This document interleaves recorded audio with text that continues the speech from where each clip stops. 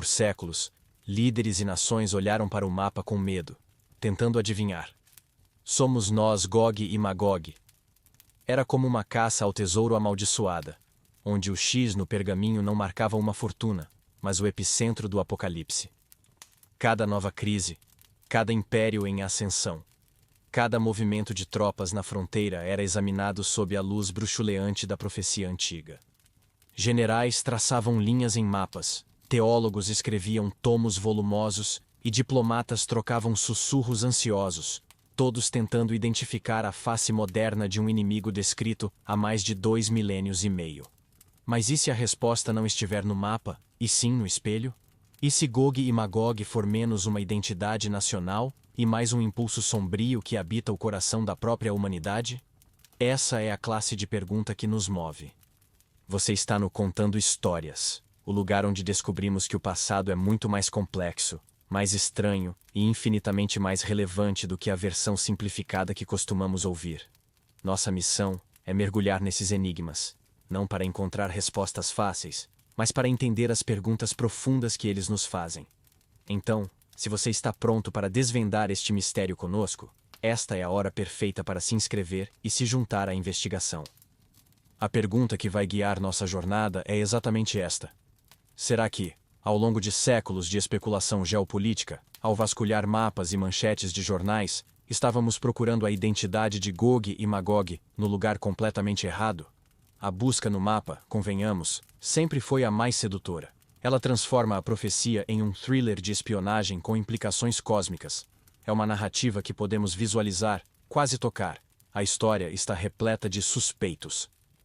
Nos primeiros séculos, os olhos se voltavam para os citas, os lendários e temidos cavaleiros das estepes, cuja ferocidade e origem ao norte de Israel pareciam um encaixe perfeito para a descrição do profeta Ezequiel. Eles eram o bicho-papão daquela era, a personificação do caos que vinha das bordas do mundo conhecido. Com o passar do tempo, a identidade do suspeito mudava como a moda. A ascensão de novos impérios trazia novos candidatos. Para alguns, eram as hordas mongóis. Para outros, as forças do Islã durante as Cruzadas, ou o Império Otomano batendo às portas da Europa. Cada geração pegava o retrato falado profético e o comparava com o rosto do inimigo que mais temia naquele momento. Mas foi no século XX, na era do aço, da fumaça e da paranoia nuclear, que a caça encontrou seu alvo mais famoso e duradouro: a Rússia. A União Soviética, com sua ideologia ateísta, seu expansionismo agressivo e sua localização no extremo norte, parecia preencher todos os requisitos. Intérpretes habilidosos apontavam para a palavra hebraica Rosh, em Ezequiel 38, e com uma ginástica linguística, declaravam que era uma referência direta à Rússia. De repente, a profecia antiga não era mais sobre cavaleiros com arcos e flechas. Era sobre silos de mísseis intercontinentais e a ameaça de um inverno nuclear. Essa interpretação trouxe uma ansiedade palpável, quase elétrica, para o ar da Guerra Fria. Tente se colocar na pele de um analista da CIA nos anos 60, lendo relatórios sobre o avanço soviético no Oriente Médio, e tendo, em sua biblioteca pessoal, um livro popular de profecias que dizia que aquele era o cumprimento literal do texto bíblico. Imagine um pastor em uma cidade pequena dos Estados Unidos, no auge da crise dos mísseis de Cuba, olhando para sua congregação e acreditando com toda a sua fé que o fim do mundo não era uma teologia distante, mas uma notícia de jornal prestes a acontecer. Para milhões de pessoas, Gog e Magog não era um conceito abstrato. Eram os tanques T-72, os submarinos da classe Typhoon, a face impassível de um premier soviético.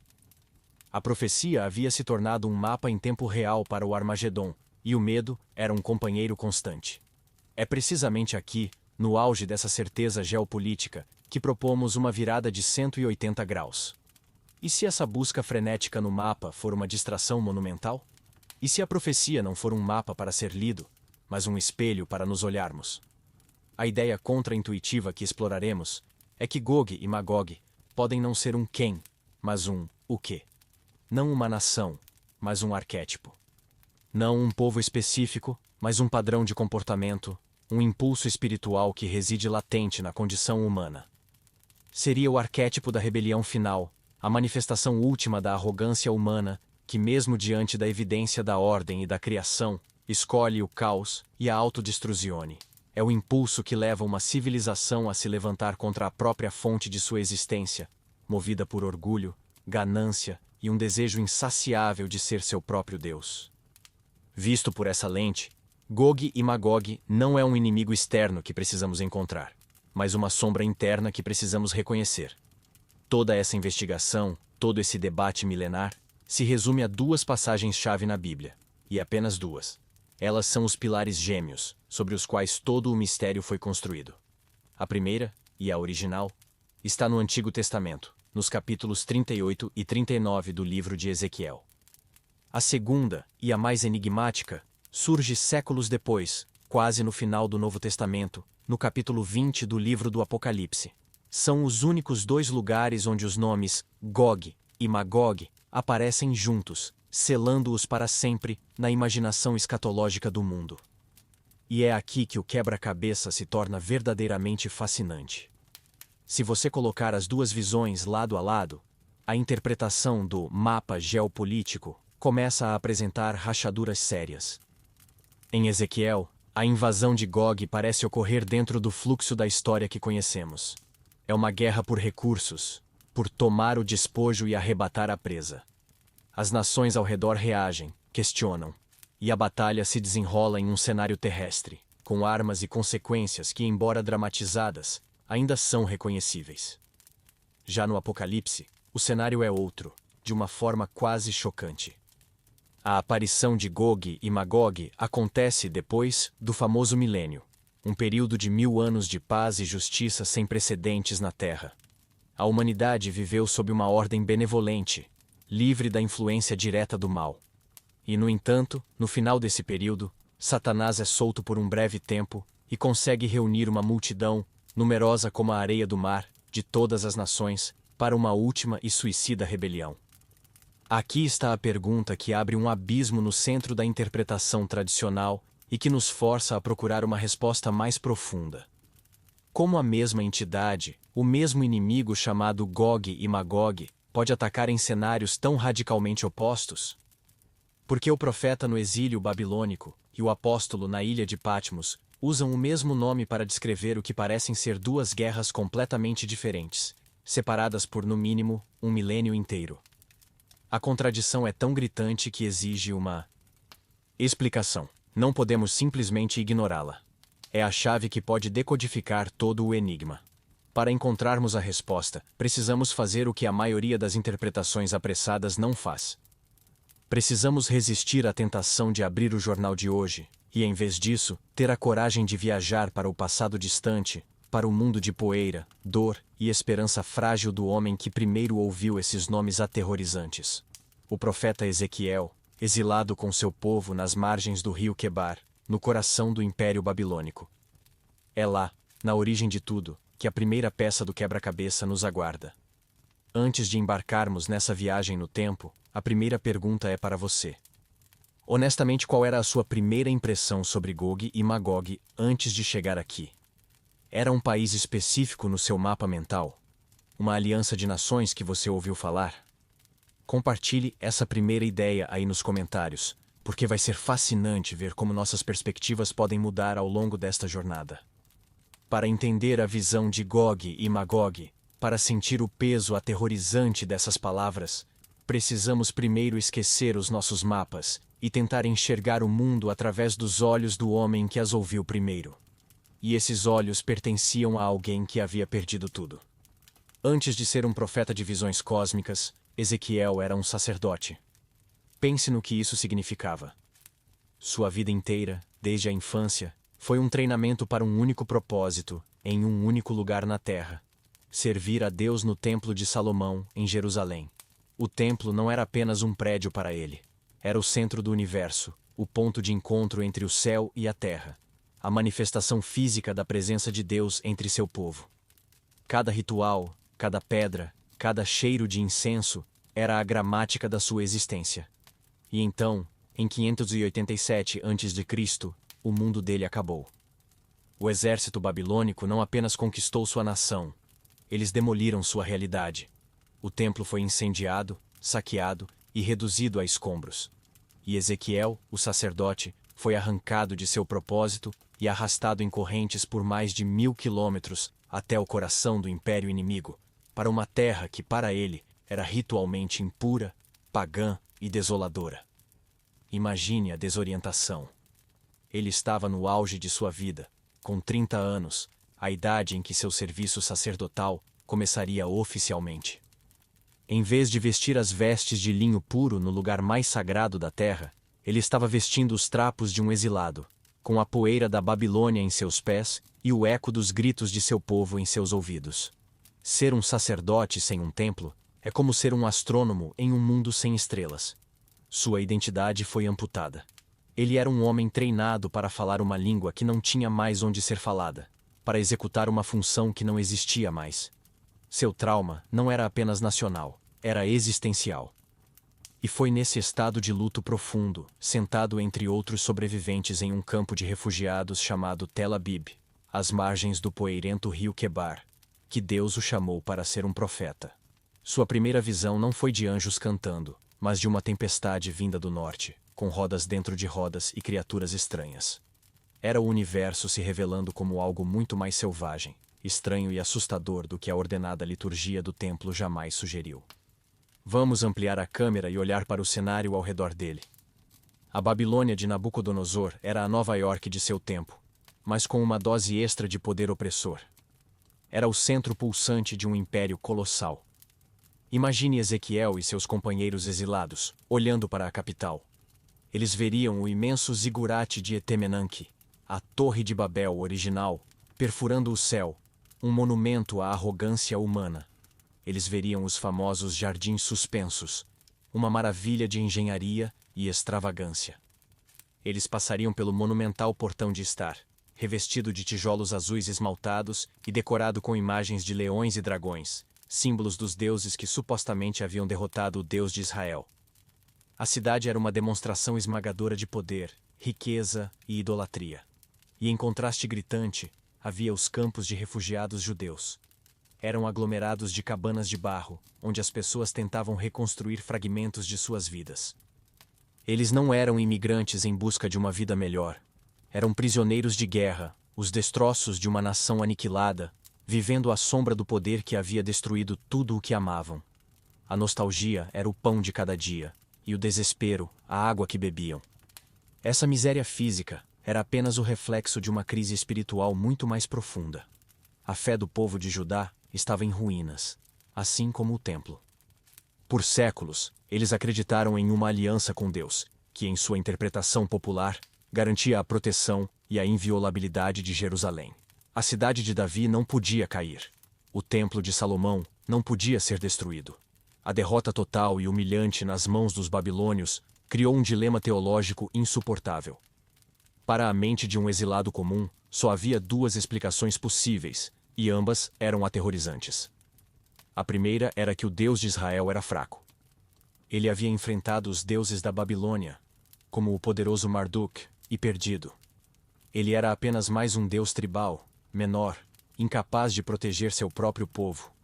A segunda possibilidade era ainda pior. Deus era forte, mas ele era cruel. Ele os havia abandonado, quebrado a aliança e os entregado aos seus inimigos sem piedade e sem esperança de redenção. Fraqueza ou crueldade?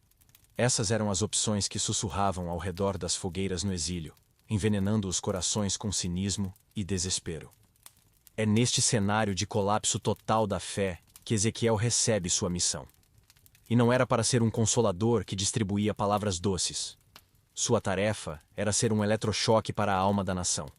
Ele precisava arrancar o povo de sua letargia e forçá-lo a confrontar a verdade. Deus não era fraco, nem os havia abandonado. A destruição de Jerusalém não foi um acidente da história ou uma falha divina. Foi o resultado direto e inevitável de séculos de idolatria e injustiça social do próprio povo. Foi um ato de juízo divino, doloroso, mas necessário. Para comunicar essa mensagem dura a um público traumatizado e cético, Ezequiel recorreu a uma série de atos proféticos que pareciam performances de um louco. Ele construiu uma miniatura de Jerusalém em um tijolo de barro e encenou um cerco contra ela. Ele deitou-se de lado por 390 dias, e depois sobre o outro lado por mais 40, um dia para cada ano de pecado de Israel e Judá. Ele cozinhou seu pão sobre excremento humano como um símbolo da comida impura que comeriam no exílio. Ele raspou a cabeça e a barba com uma espada, um ato humilhante para um sacerdote, e espalhou os cabelos ao vento para simbolizar a dispersão do povo. Eram ações desesperadas de um homem tentando gritar a verdade para um povo que havia ficado surdo pela dor. Agora, precisamos entender um detalhe geográfico que era, na verdade, um detalhe psicológico. Para qualquer pessoa que vivesse em Israel naquela época, a palavra norte era carregada de um pavor primordial. Se você olhasse para um mapa, veria que Israel estava cercado por desertos a leste e ao sul, e pelo mar Mediterrâneo a oeste. A única rota prática para um grande exército invasor era descer do norte, através da Síria, seguindo o arco do crescente fértil. Historicamente, era de lá que o desastre vinha. Os brutais assírios, que aniquilaram o reino do norte de Israel, 1,5 século antes, vieram do norte. Os próprios babilônios, que destruíram Jerusalém, vieram do norte. O norte, no imaginário coletivo israelita, não era apenas uma direção na bússola. Era a direção da qual a morte, a invasão e o fim do mundo sempre chegavam. Era um gatilho para um trauma geracional. Esse medo generalizado tinha um rosto específico na memória recente. 1 ou 2 gerações antes de Ezequiel, a região havia sido aterrorizada por cavaleiros nômades conhecidos como hussitas. Originários das vastas estepes da Eurásia, ao norte do Mar Negro, eles eram a personificação do guerreiro bárbaro. Movendo-se com uma velocidade aterrorizante, eles varriam territórios, pilhando e destruindo, aparentemente sem outra razão que não a própria sede de violência e saque. Eles não construíam impérios. Eles os sangravam. Para as civilizações mais estabelecidas do Oriente Médio, os hussitas eram a encarnação do caos, um pesadelo vindo das bordas desconhecidas e selvagens do mundo. Sua brutalidade se tornou lendária. Essa memória histórica recente forneceu a Ezequiel e seu público um arquivo de imagem perfeito para o inimigo arquetípico do norte. Quando se pensava em uma horda selvagem vinda das extremidades da terra, a imagem que vinha à mente era a de um guerreiro hussita a cavalo. Com todo esse contexto em mente, o trauma pessoal de Ezequiel, a crise de fé dos exilados, o pavor associado ao norte e a memória dos hussitas, podemos finalmente entender o verdadeiro propósito da visão de Gog e Magog. Depois de 37 capítulos repletos de mensagens de juízo, detalhando os pecados da nação e a inevitabilidade da punição, os capítulos 38 e 39 marcam uma virada dramática na narrativa do livro.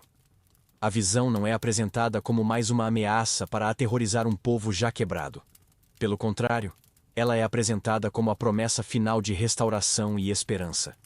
É a peça culminante do argumento de Deus para provar sua soberania. A lógica da visão é uma obra-prima de psicologia e teologia, uma forma de preparação e recompensa em escala divina. Pense na mensagem de Deus para aqueles refugiados sentados na poeira da Babilônia. Era como se ele estivesse dizendo: eu ouvi seus sussurros. Vocês acham que sou fraco, que fui derrotado? Vocês vivem com medo do norte, o lugar de onde seus pesadelos sempre vieram. Pois bem, assistam.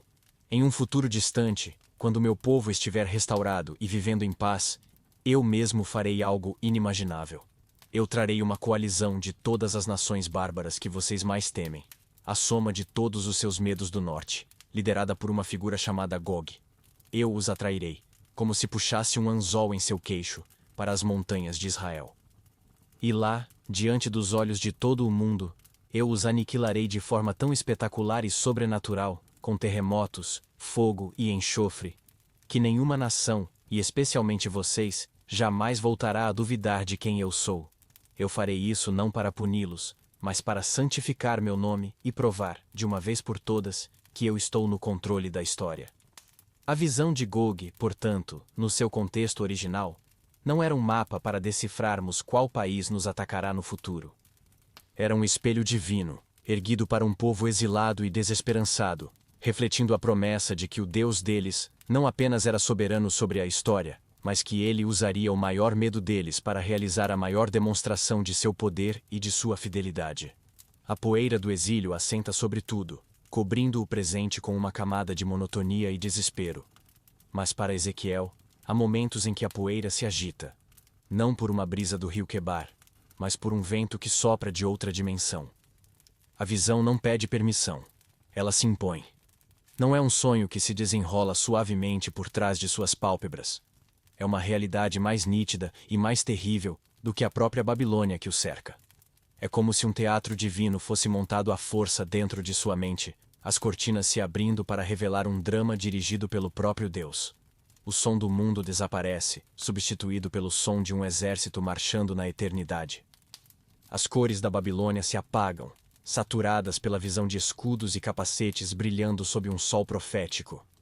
Ezequiel não é um espectador passivo. Ele é a única testemunha de uma prévia do fim da história, e a cortina sobe para revelar o seu principal antagonista. A voz divina apresenta-o com uma formalidade assustadora.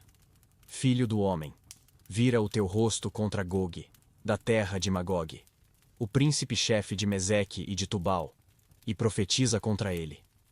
A frase é um emaranhado de nomes estranhos e geográficos, mas para o público de Ezequiel, parte dela era perfeitamente reconhecível.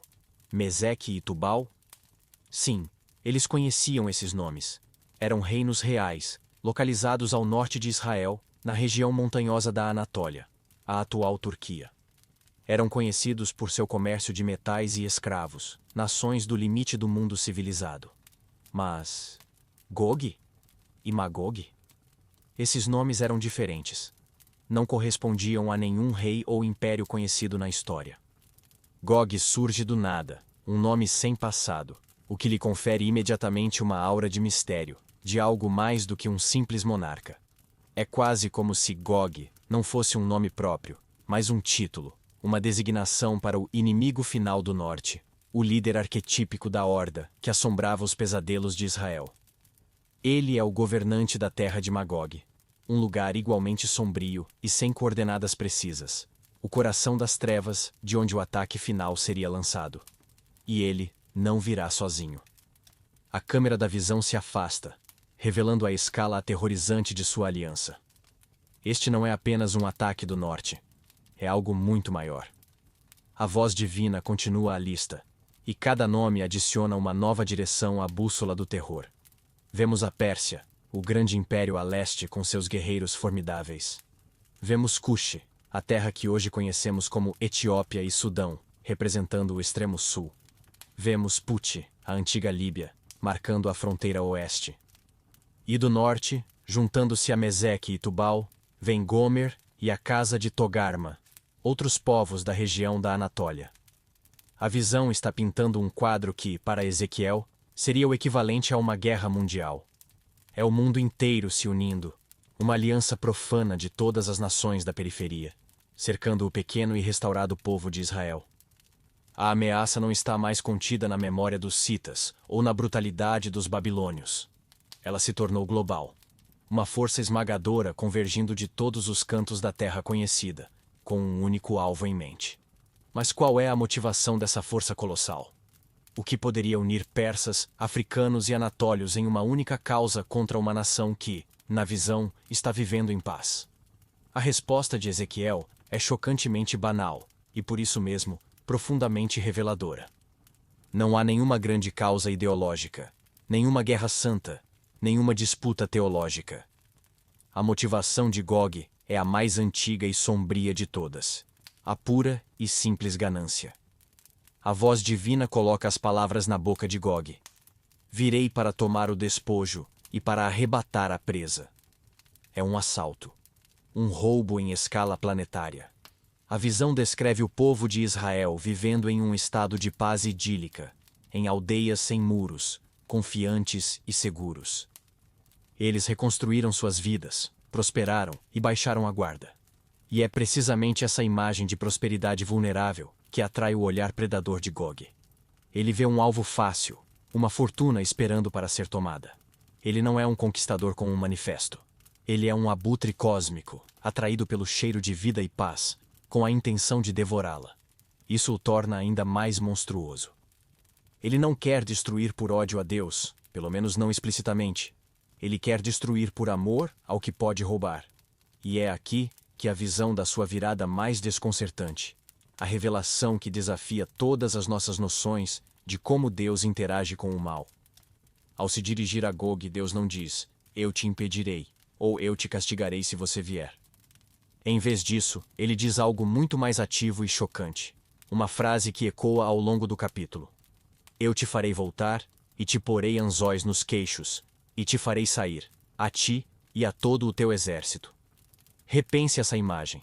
Deus não é um defensor passivo, esperando o ataque para reagir. Ele é o diretor soberano de todo o drama. Ele é quem força a mão de Gog, quem o atrai para o palco da história. Ele está, deliberadamente, engatando o mal como um pescador engata um peixe poderoso, não para brincar com ele, mas para arrastá-lo para a luz, para a praia, onde ele possa ser visto e julgado por todos. Para os exilados que se sentiam vítimas do caos da história, esta era uma teologia radical.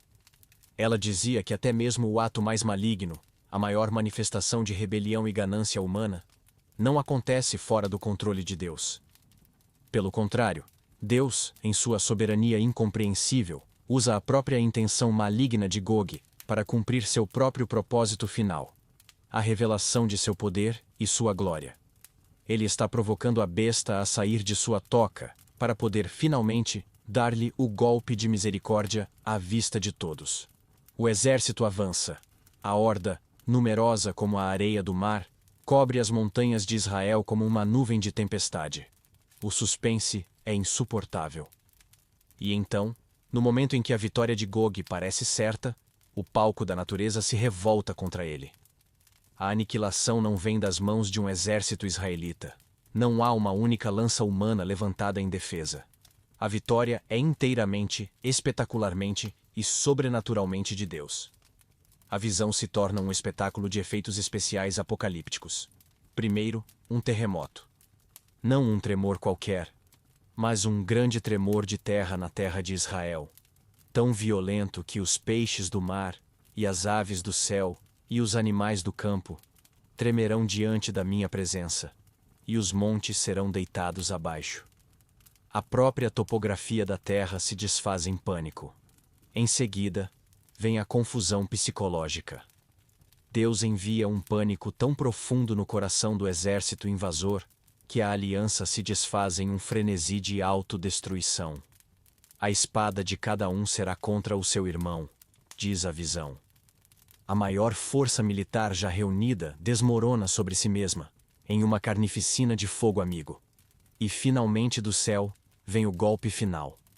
Não uma chuva comum, mas uma chuva torrencial de pedras de saraiva, fogo e enxofre.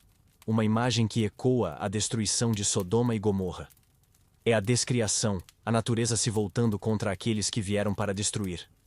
É uma vitória tão absoluta e tão obviamente divina, que não deixa margem para interpretações. O rescaldo da batalha, descrito no capítulo 39, é tão monumental quanto a própria destruição. Ezequiel usa 2 detalhes numéricos simbólicos para gravar a escala da carnificina na mente de seu público. Primeiro, o enterro dos mortos. A multidão de Gog é tão vasta que o povo de Israel levará 7 meses para enterrar todos os corpos e purificar a terra da contaminação da morte. Pense nisso. Um projeto nacional de 7 meses, onde todo o país se mobiliza para cavar sepulturas, um esforço constante para limpar a terra da mancha deixada pelo inimigo. O vale onde são enterrados é renomeado como o Vale da Multidão de Gog, um memorial permanente da vitória divina. Segundo, os despojos da guerra. O arsenal do exército de Gog, arcos, flechas, escudos, lanças, clavas, é tão imenso que o povo de Israel o usará como combustível por 7 anos. Eles não precisarão cortar lenha das florestas ou buscar outras fontes de energia. A própria fúria do inimigo derrotado aquecerá suas casas e cozinhará sua comida por quase uma década. A vitória não é apenas total. Ela se torna a fonte da sustentabilidade e da provisão para a nação. No final, depois de toda a fumaça, fogo e terror, a visão se afunila para um único ponto de clareza ofuscante. o propósito de tudo isso. Por que Deus orquestraria um evento tão terrível? Por que atrair o mal para o centro do palco apenas para aniquilá-lo de forma tão espetacular? A resposta é repetida várias vezes, como o refrão de um hino divino. E os gentios saberão que eu sou o Senhor, o Santo em Israel. E, assim manifestarei a minha glória entre os gentios, e todos os gentios verão o meu juízo, que eu tiver executado, e a minha mão, que sobre eles tiver descarregado. E para o seu público principal, os exilados que duvidavam, e saberá a casa de Israel, que eu sou o Senhor seu Deus, desde aquele dia em diante. E nunca mais esconderei deles o meu rosto. A visão de Gog não era, em sua essência, sobre Gog. Era sobre Deus. Era a resposta final e definitiva para a crise de fé nascida no exílio. Era a promessa de que a história não terminaria com a vitória aparente de impérios cruéis e deuses pagãos, mas com uma demonstração tão inegável do poder e da soberania do Deus de Israel, que nenhuma nação, e especialmente seu próprio povo, jamais teria motivo para duvidar dele novamente. O terror era apenas o palco para a revelação final. A visão se dissipa. O som de exércitos cósmicos é substituído pelo zumbido dos insetos no rio Quebar. O cheiro de enxofre é lavado pela poeira da Babilônia. Ezequiel e a comunidade de exilados que ouve suas palavras ficam com o eco de uma promessa aterrorizante e gloriosa. Mas uma vez que o choque inicial passa, uma pergunta inevitável, profundamente humana, começa a borbulhar na mente de todos. Certo, mas de quem exatamente ele está falando? A mente humana não se contenta com arquétipos. Nós precisamos de um rosto. Precisamos de um nome. Precisamos de um lugar no mapa. A teologia da visão era poderosa. A promessa da soberania de Deus era um bálsamo para suas almas feridas. Mas o medo precisa de um endereço. O impulso de pegar aquela visão etérea e cravá-la em um ponto geográfico era, e ainda é, irresistível. Começava ali a primeira investigação profética, a primeira tentativa de mapear o monstro. A busca por suspeitos, no entanto, não começou do zero. Havia uma pista fundamental, uma coordenada não negociável deixada na própria visão: o extremo norte. Como já vimos, para um israelita do século VI a.C., o norte não era uma mera direção. Era o útero de onde nasciam os pesadelos.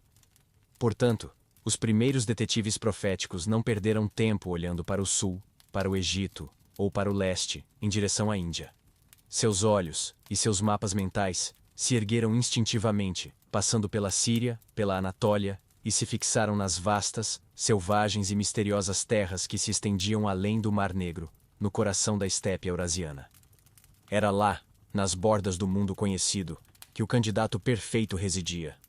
O suspeito número 1 do mundo antigo, o rosto que se encaixava perfeitamente no retrato falado de Gog, era o dos Citas. Se você vivesse naquela época, apenas ouvir o nome Cita já seria o suficiente para causar um calafrio. Eles não eram um império organizado como a Babilônia, com cidades, burocracia e reis que assinavam tratados. Eram uma confederação fluida e aterrorizante de tribos nômades, os mestres indiscutíveis da estepe. Sua cultura era uma cultura de guerra, centrada em torno de uma invenção que lhes dava uma vantagem aterrorizante: a arquearia montada. Um guerreiro cita e seu cavalo eram uma única entidade.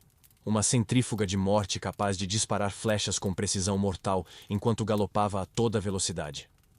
Eles eram um furacão de violência surgindo do nada, saqueando, matando e desaparecendo antes que um exército tradicional pudesse sequer se organizar. O historiador grego Heródoto, que escreveu extensivamente sobre eles, pintou um quadro de ferocidade quase mítica. Guerreiros que usavam os escalpos de seus inimigos como toalhas, que decoravam suas aljavas com a pele dos braços de seus adversários e, segundo os rumores mais sombrios, que bebiam em taças feitas com os crânios de seus inimigos mais odiados. Eles eram a definição de bárbaro para o mundo antigo. E o mais importante, eles não eram um povo lendário de um passado distante. Para Ezequiel e seu público, o terror cita era uma memória viva e pulsante. Apenas uma ou duas gerações antes do exílio babilônico, uma massiva incursão cita havia varrido o Oriente Médio como um incêndio florestal. Eles desceram do norte, atravessaram a Anatólia, pilharam a Síria e chegaram até as fronteiras do Egito, deixando um rastro de fumaça e pânico por onde passavam. Os pais e avós dos exilados que ouviam Ezequiel tinham histórias para contar sobre esses cavaleiros do inferno. Portanto, quando Ezequiel descreveu uma horda do extremo norte, motivada pelo saque, atacando com a velocidade de uma tempestade, a conexão na mente de seus ouvintes foi imediata e elétrica. Não soava como uma profecia abstrata, soava como uma descrição poética e intensificada dos citas. A visão de Gog deu um nome cósmico ao terror que eles já conheciam. Com o suspeito principal identificado, os antigos eruditos começaram a procurar por provas, a fazer o trabalho de detetive nos textos sagrados. Sua principal ferramenta era um documento que funcionava como o mapa etnográfico do mundo antigo, a Tabela das Nações, no capítulo 10 do livro de Gênesis. Este capítulo é uma genealogia que traça a descendência dos filhos de Noé, Sem, Cam e Jafé, e lista os povos e nações que surgiram de cada um. Era a tentativa dos hebreus de organizar e dar sentido ao mundo de nações ao seu redor. E ao examinarem a linhagem de Jafé, cujos descendentes tradicionalmente povoaram as terras ao norte de Israel, eles encontraram as pistas que procuravam. Lá, na lista de filhos de Jafé, estava ele, Magog. A terra de Gog era genealogicamente uma nação jafética do norte. Mas a descoberta crucial veio ao olharem para os irmãos e sobrinhos de Magog. Um de seus irmãos era Gomer. E um dos filhos de Gomer era um homem chamado Askenaz. O nome pode não significar muito para nós, mas para um estudioso da época, era uma bomba.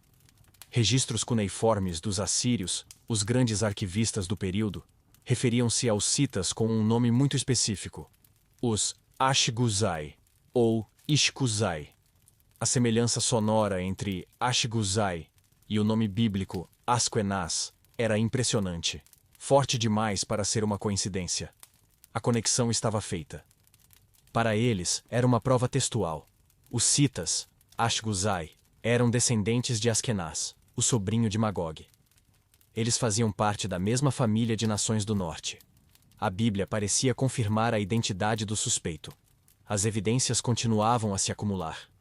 A própria profecia de Ezequiel dava mais pistas geográficas.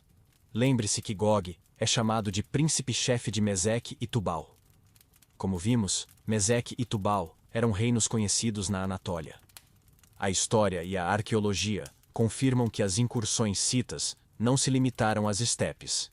Eles frequentemente invadiam e até estabeleciam enclaves no território da Anatólia, interagindo, muitas vezes violentamente, com reinos como Meseque e Tubal.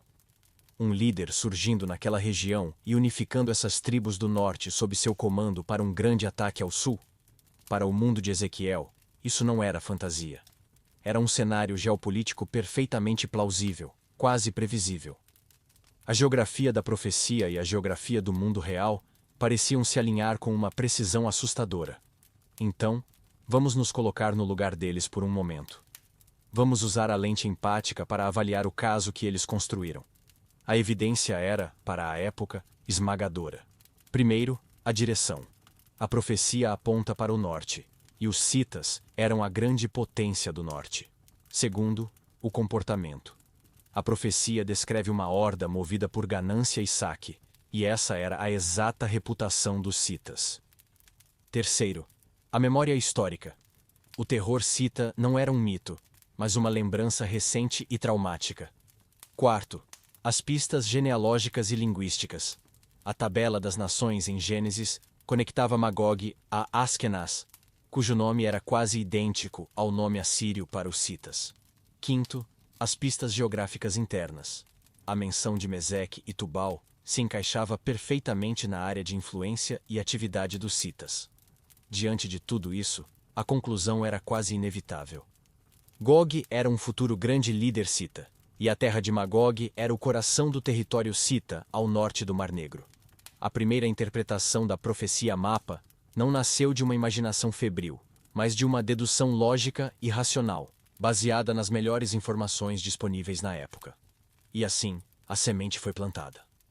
A associação entre Gog e Magog e os povos bárbaros das estepes do extremo norte, especificamente os citas, tornou-se a interpretação padrão, a resposta aceita para o enigma de Ezequiel. Era uma resposta concreta, satisfatória, que dava um rosto ao medo. Mas a história tem um jeito engraçado de se mover. Os citas, como todos os outros impérios e povos, eventualmente desapareceriam do palco da história, absorvidos por outras tribos, derrotados por outros impérios, seu nome se tornando um eco nos livros de história. Mas a ideia que eles inspiraram, a identificação de Magog com um inimigo do norte, essa ideia era muito mais resiliente. Ideias são mais difíceis de matar do que exércitos. E esta ideia, em particular, não morreria. Ela seria cuidadosamente preservada e transmitida, como uma herança perigosa. Ela seria pega por um dos historiadores mais influentes do mundo antigo, um homem que escreveria para uma nova superpotência global, Roma. E em suas mãos, a identificação dos citas com Magog seria cimentada na consciência do mundo ocidental, garantindo que, mesmo milênios depois, as pessoas ainda estariam olhando para os mapas, para o norte, procurando pelo rosto de Gog. As ideias são como sementes. Algumas caem em solo rochoso e morrem, outras são devoradas pelos pássaros da crítica. Mas algumas, as mais tenazes, caem em solo fértil e silenciosamente começam a germinar. A ideia de que Gog e Magog podiam ser encontrados em um mapa, a semente plantada pela interpretação literal da visão de Ezequiel, encontrou o solo mais fértil que se possa imaginar na mente de um dos personagens mais complexos e fascinantes da história. Um homem chamado Flávio Josefo. Para entender como a busca por Gog se transformou em uma obsessão geopolítica, precisamos entender quem ele era. Josefo era uma ponte humana entre dois mundos em colisão. Nascido em uma família sacerdotal aristocrática em Jerusalém, ele foi educado para ser um líder entre os judeus. Quando a grande revolta judaica contra Roma explodiu em 66 d.C., ele se tornou um general, lutando contra as legiões. Mas ele foi capturado, e aqui, sua história toma um rumo extraordinário. Em vez de ser executado, ele usou sua inteligência, e segundo seu próprio relato, um dom profético para ganhar o favor do comandante romano, Vespasiano. Ele previu que Vespasiano se tornaria imperador. E quando a previsão se tornou realidade, Josefo foi libertado e adotado pela família imperial, os Flavianos. Ele se tornou Flávio Josefo, um cidadão romano, vivendo em um palácio em Roma, recebendo uma pensão do mesmo império que havia massacrado seu povo e destruído o templo que ele fora treinado para servir. Ele era um sobrevivente, um traidor, um historiador, um apologista, uma figura de lealdades fraturadas, cuja vida foi dedicada a explicar seu povo para seus conquistadores. É nesse contexto que ele embarca em seu projeto de vida, uma obra monumental chamada Antiguidades Judaicas. Pense nisto como a campanha de relações públicas mais ambiciosa da história antiga. Escrevendo em grego para uma audiência romana culta e muitas vezes antissemita, Josefo tinha uma missão: provar que a história e a cultura judaicas não eram as de um povo bárbaro e rebelde, mas uma tradição antiga, nobre e profundamente filosófica, tão digna de respeito quanto a dos gregos ou dos próprios romanos. Ele meticulosamente recontou toda a narrativa da Bíblia hebraica, desde a criação do mundo até a véspera da revolta contra Roma, mas ele o fez no estilo dos grandes historiadores greco-romanos.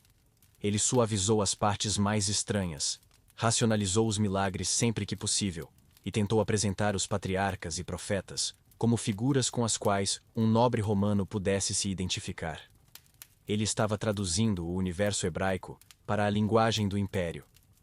E é no meio desse projeto colossal, em uma passagem que a maioria dos leitores provavelmente percorreria sem pensar duas vezes, que Josefo planta a semente da confusão com a força de um decreto. Ao recontar a tabela das nações de Gênesis 10, ele funciona como um guia turístico, explicando quem eram esses povos antigos em termos que sua audiência romana pudesse entender. Ele chega a Jafé e seus descendentes. E então, ele chega a Magog. Aqui, ele faz uma pausa e adiciona um pequeno comentário editorial, uma nota explicativa de sua autoria. É uma única frase, desprovida de qualquer drama profético, declarada como um simples fato histórico. Ele escreve: Magog fundou aqueles que, a partir dele, foram nomeados Magogianos, mas que são chamados de citas pelos gregos. E com essas poucas palavras, a especulação se tornou história. A conexão estava feita, não como uma teoria, mas como um fato. Por que essa frase aparentemente inofensiva foi tão cataclísmica? Pelo poder da autoridade. Joséfo não estava escrevendo um panfleto especulativo sobre o fim dos tempos. Ele estava escrevendo o que se tornou, para o mundo greco-romano e para os séculos seguintes, a história definitiva e mais confiável do povo judeu fora da própria Bíblia. Ele era o especialista.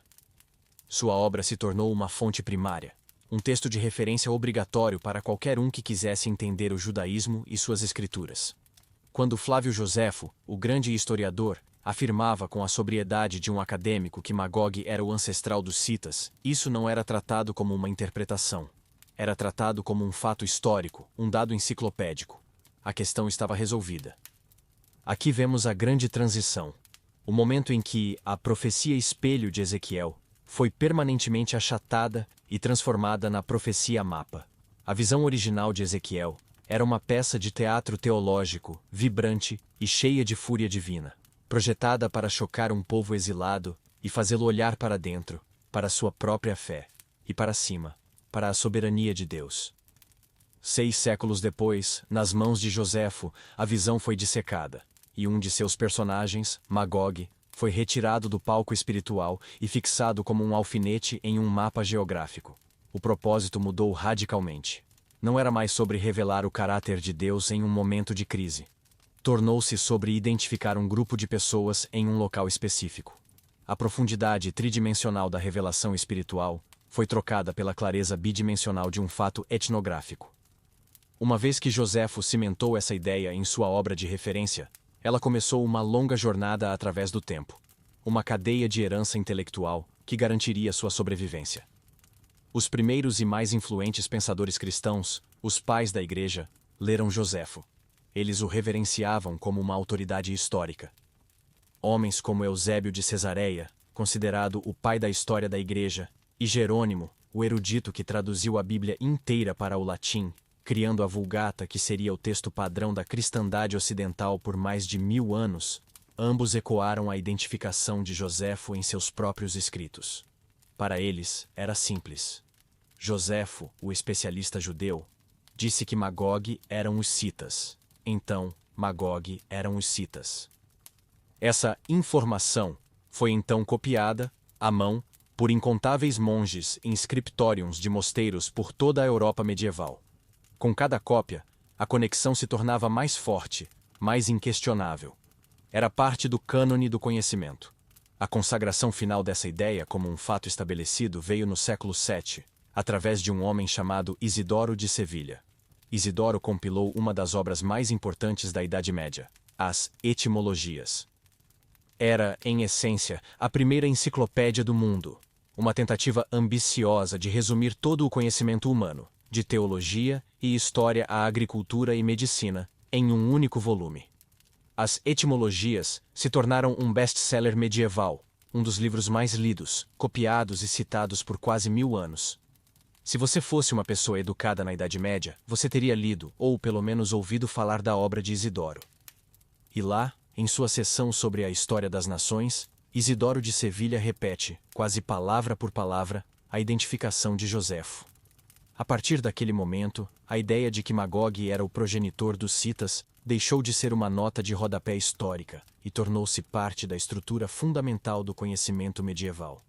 Questioná-la seria como questionar se a Terra era o centro do universo. Era um fato estabelecido. E aqui chegamos a um ponto crucial.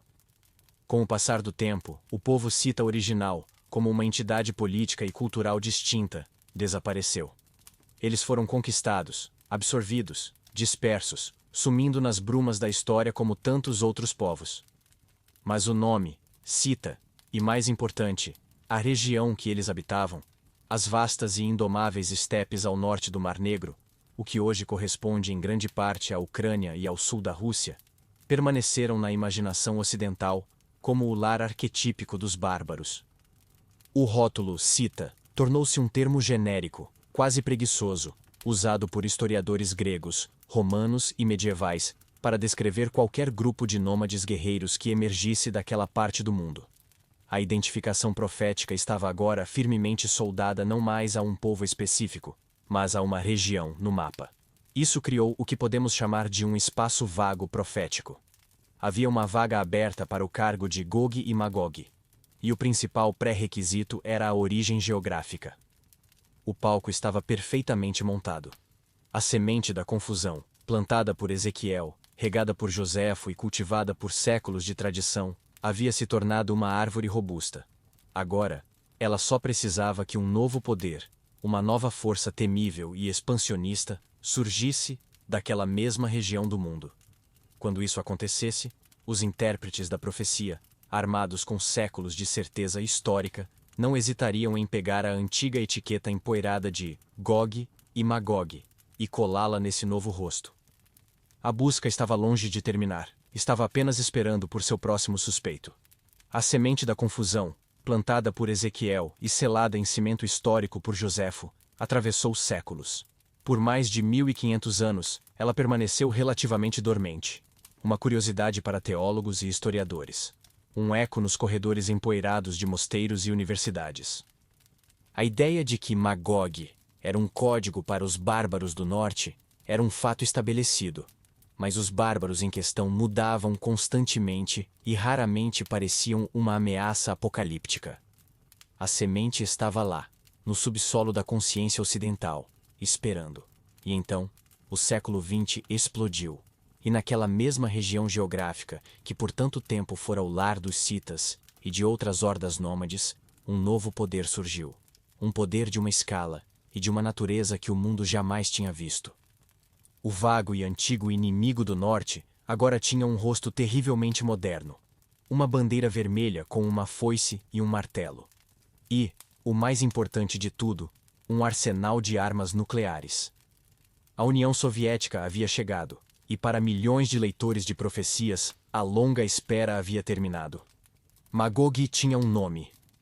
No imaginário do evangelicalismo americano do século XX, a União Soviética não era apenas uma candidata. Era a candidata perfeita, um encaixe tão preciso que parecia ter sido feita sob medida para a profecia.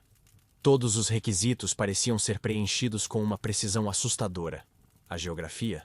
Inquestionável. A URSS era a superpotência colossal que se estendia pelo extremo norte do globo em relação a Israel. A ideologia? Perfeita. Seu ateísmo militante, imposto pelo Estado, era visto como a forma mais pura de rebelião contra Deus, a antítese absoluta da Cidade Santa. A política? Evidente.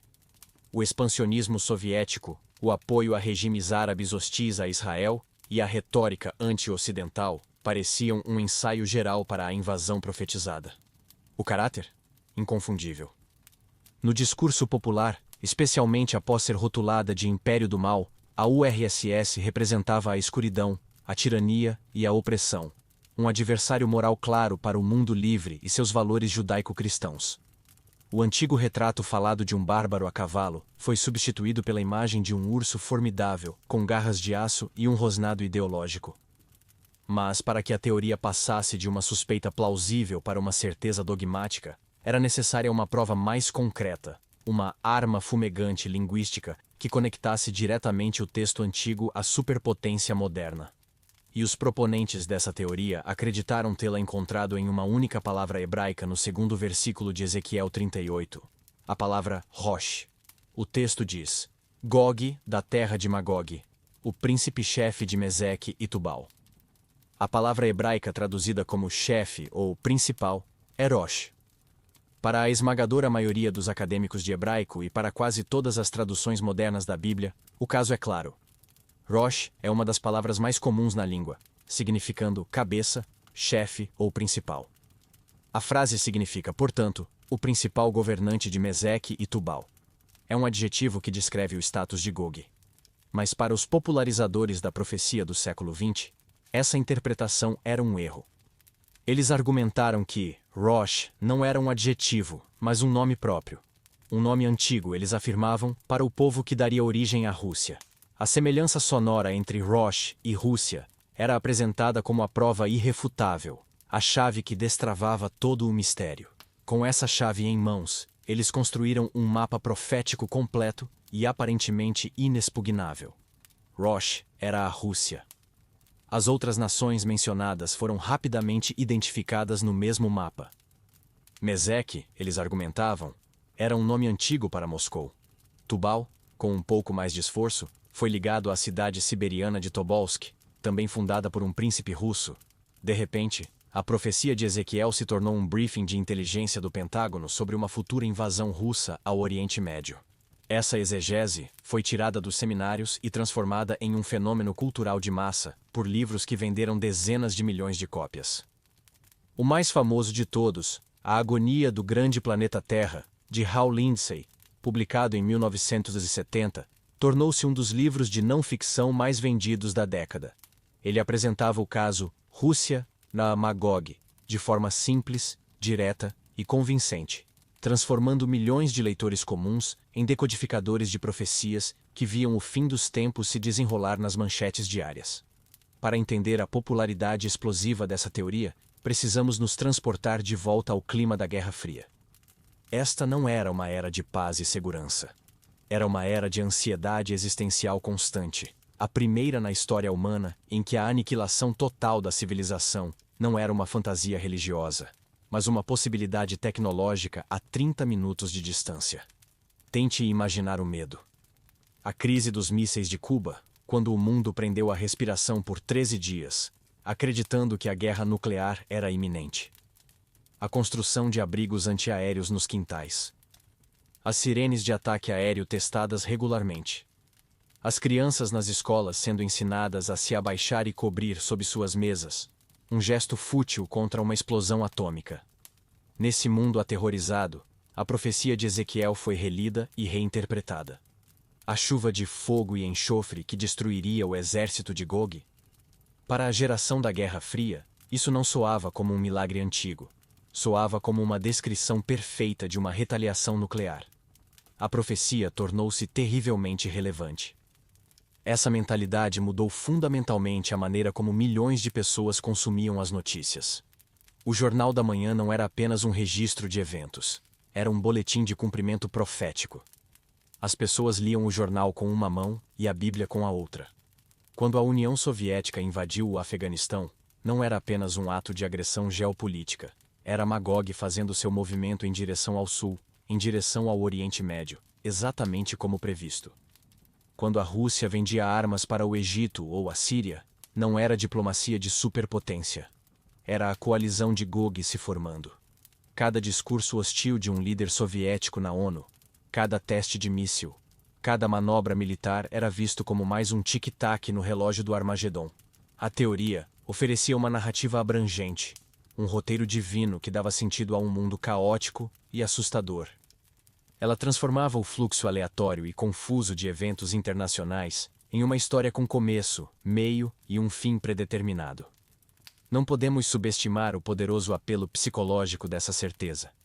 Em um mundo que parecia estar girando fora de controle, em uma era de mudanças sociais vertiginosas, relatividade moral e ansiedade nuclear, a identificação Rússia, Diri Magog, oferecia uma clareza de rocha sólida. Era, de uma forma estranha, reconfortante, apesar de seu conteúdo aterrorizante. Ela dividia o mundo nitidamente entre o bem e o mal, entre as forças de Deus e o império do mal. Ela fornecia um roteiro claro para o futuro, eliminando a incerteza. E talvez o mais sedutor de tudo, dava aos seus adeptos a sensação de que possuíam um conhecimento secreto, de que eles conseguiam ver o plano oculto de Deus por trás da cortina da política mundial. Eles não eram vítimas passivas da história. Eram espectadores informados, assistindo da primeira fila ao desfecho do drama final. Por décadas, essa teoria dominou o cenário. Parecia coesa, bem fundamentada e, acima de tudo, relevante.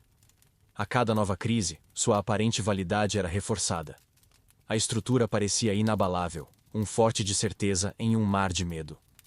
Mas toda a sua vasta e imponente estrutura, a identificação da Rússia, as conexões com Moscou e Tobolsk, a reinterpretação da Guerra Antiga como um holocausto nuclear, tudo isso se apoiava em alguns pilares interpretativos muito específicos e, como se vê, muito frágeis.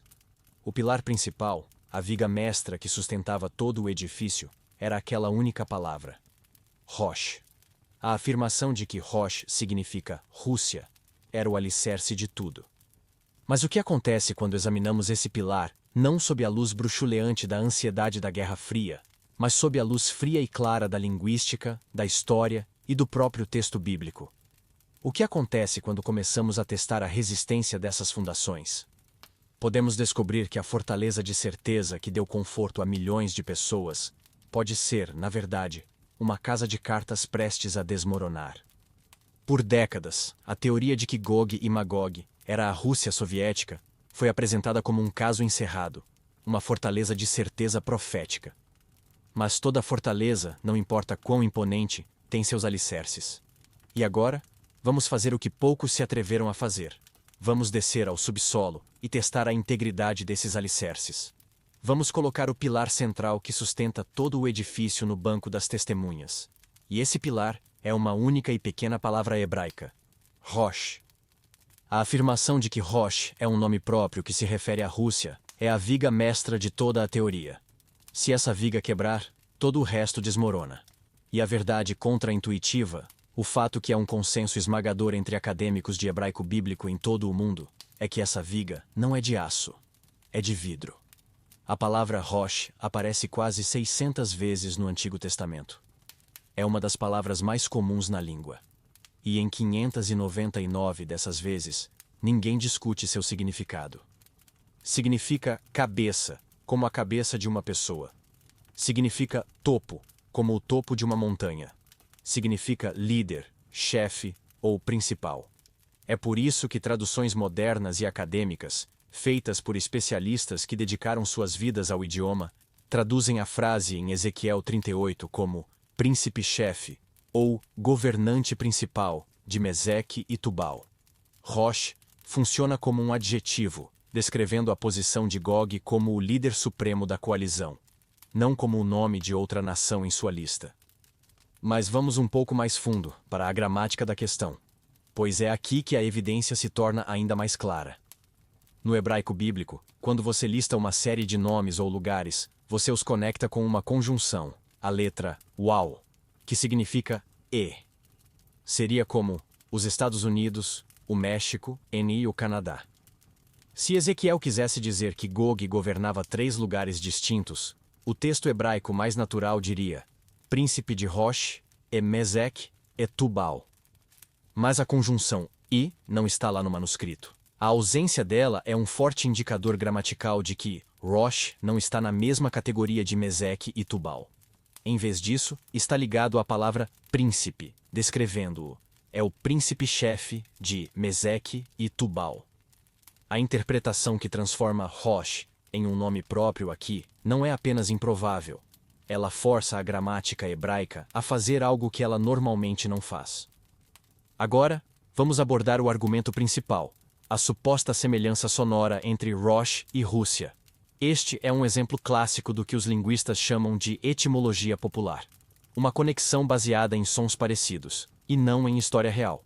A linguística histórica é uma ciência rigorosa.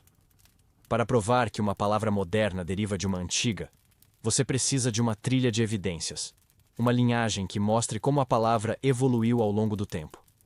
E entre o Rosh, do século VI a.C., e a Rússia moderna, há um abismo intransponível de 1500 anos de silêncio absoluto. A história é clara. O povo que deu origem ao nome Rússia eram os Rus, um grupo de comerciantes e guerreiros vikings de origem escandinava que navegaram pelos rios da Europa Oriental e estabeleceram um estado centrado em Kiev no século IX d.C. Não há absolutamente nenhuma conexão textual, arqueológica, genética ou histórica entre esses vikings do século IX d.C. e um suposto povo Rosh da época de Ezequiel, no século VI a.C.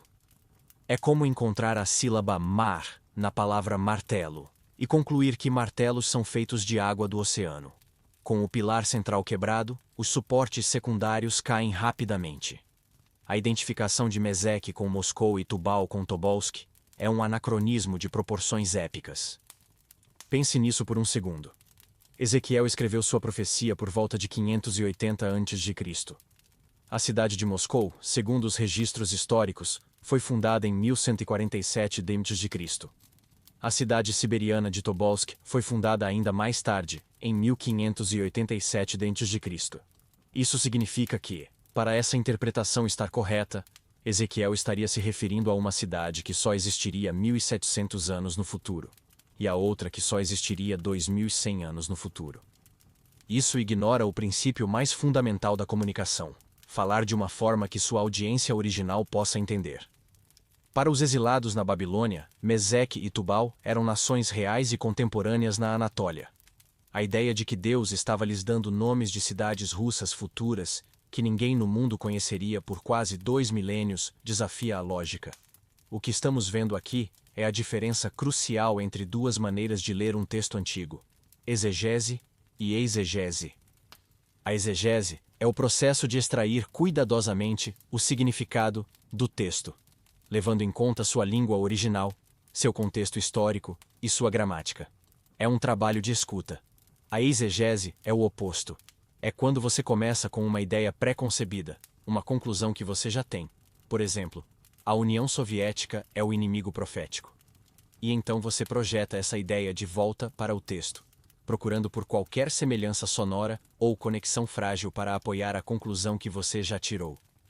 O caso Rússia, Moser Magog, é um dos exemplos mais claros de exegese da história moderna.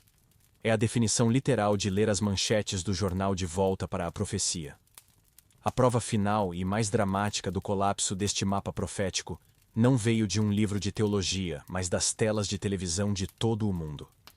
Em 9 de novembro de 1989, o Muro de Berlim caiu. Nos 2 anos seguintes, a superpotência que fora o centro de incontáveis sermões e livros sobre o fim dos tempos, o Império do Mal, o ator principal no roteiro do Armagedon, simplesmente se dissolveu. A União Soviética deixou de existir.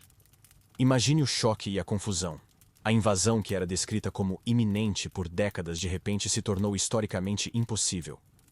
O grande urso do norte, que supostamente lideraria a carga contra Israel, estava agora enfraquecido, fragmentado e preocupado com problemas econômicos internos. A história deu uma guinada que os mapas proféticos não previram. Isso levou a uma década de reajustes embaraçosos, com intérpretes tentando desesperadamente encaixar uma Rússia pós-comunista no antigo papel, ou sugerindo que talvez a profecia se aplicasse a uma futura coalizão islâmica ou a outro poder emergente. A busca por um novo Gog no mapa continuou, provando o ponto principal. E o ponto principal é este: o fracasso espetacular da teoria Rússia, Nesro Magog, não nos mostra apenas que a identificação específica estava errada. Ele nos mostra algo muito mais profundo. Ele revela que a própria metodologia de tentar fixar profecias antigas em um mapa geopolítico moderno é uma tarefa fundamentalmente falha e fútil. Os mapas do mundo estão em constante fluxo. Impérios surgem e caem. Nações mudam de nome, de fronteiras e de alianças. Tentar construir uma interpretação teológica sobre as areias movediças da política internacional é construir uma casa destinada a desmoronar a cada nova geração, a cada nova crise, a cada queda de um muro. Isso nos leva a uma pergunta crucial.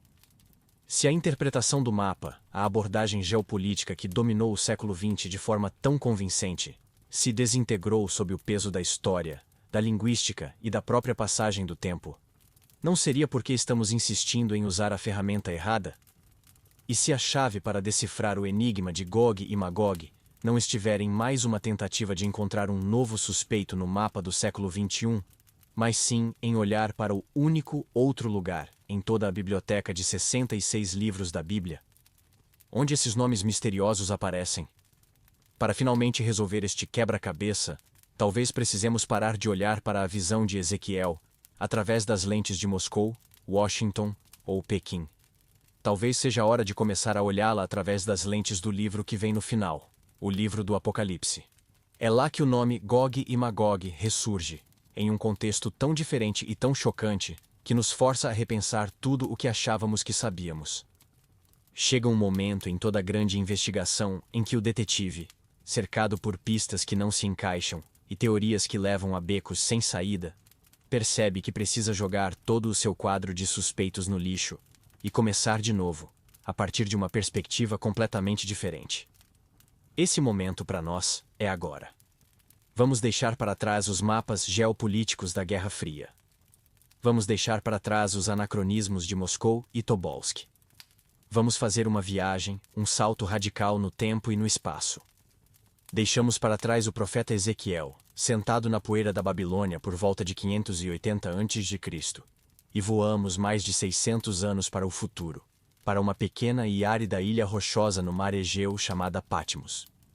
E é aqui que encontramos nosso segundo e último guia. Um velho chamado João, o último apóstolo sobrevivente, exilado ali pelo Império Romano por sua fé inabalável. E o que ele vê não é uma visão sobre o destino de Israel no meio da história, mas uma visão sobre o fim da própria história. O cenário que João nos apresenta em Apocalipse, capítulo 20, é tão radicalmente diferente do de Ezequiel que é como comparar um campo de batalha terrestre com a vastidão do espaço sideral. Não estamos mais no fluxo de impérios que sobem e descem, de guerras por território e recursos. A visão de João acontece em um ponto específico e chocante no cronograma cósmico. Depois do que a Bíblia descreve como a segunda vinda de Cristo. Depois da ressurreição dos justos. E o mais crucial de tudo, depois que Satanás, a fonte primordial da enganação e da rebelião, foi capturado, amarrado e lançado em um abismo simbólico, selado para não mais enganar as nações por um período de 1000 anos. Pense no que isso significa. Por um milênio inteiro, a humanidade viveu em um mundo radicalmente diferente de qualquer coisa que já conhecemos. Na narrativa do Apocalipse, este é o milênio, uma era de ouro de paz, justiça e prosperidade sem precedentes, com a presença governante de Cristo na Terra. É um mundo sem a influência sutil e constante do mal sussurrando nos ouvidos dos líderes, sem a semente da corrupção brotando nos corações.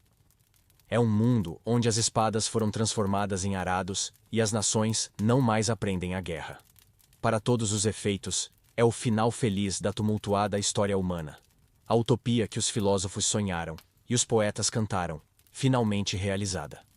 A história, como um drama de conflito, essencialmente acabou. E então, algo incompreensível acontece. No versículo 7 de Apocalipse 20, lemos que, quando os 1000 anos terminam, Satanás é solto de sua prisão por um pouco de tempo. E sua primeira e única ação ao ser libertado é sair para enganar as nações que estão nos 4 cantos da terra. Ele reúne uma multidão vasta, em número como a areia do mar, para uma última e suicida marcha. Eles cercam o acampamento dos santos, a cidade amada. É a rebelião final, o último ato de insanidade cósmica. E qual é o nome que o apóstolo João, inspirado, dá a essa aliança final, a essa horda reunida do fim do tempo, a essa manifestação última de rebelião? De forma chocante, e com um eco que atravessa 6 séculos de silêncio, ele os chama de Gog e Magog. Neste exato momento, todo o mapa geopolítico que passamos tanto tempo construindo e desconstruindo se incendeia e vira cinzas. A aparição de Gog e Magog aqui, neste contexto, cria uma contradição tão massiva e tão irreconciliável com a visão de Ezequiel, que nos força a ver tudo sob uma nova luz. Vamos colocar as duas visões lado a lado, como um promotor apresentando a prova final e irrefutável ao júri.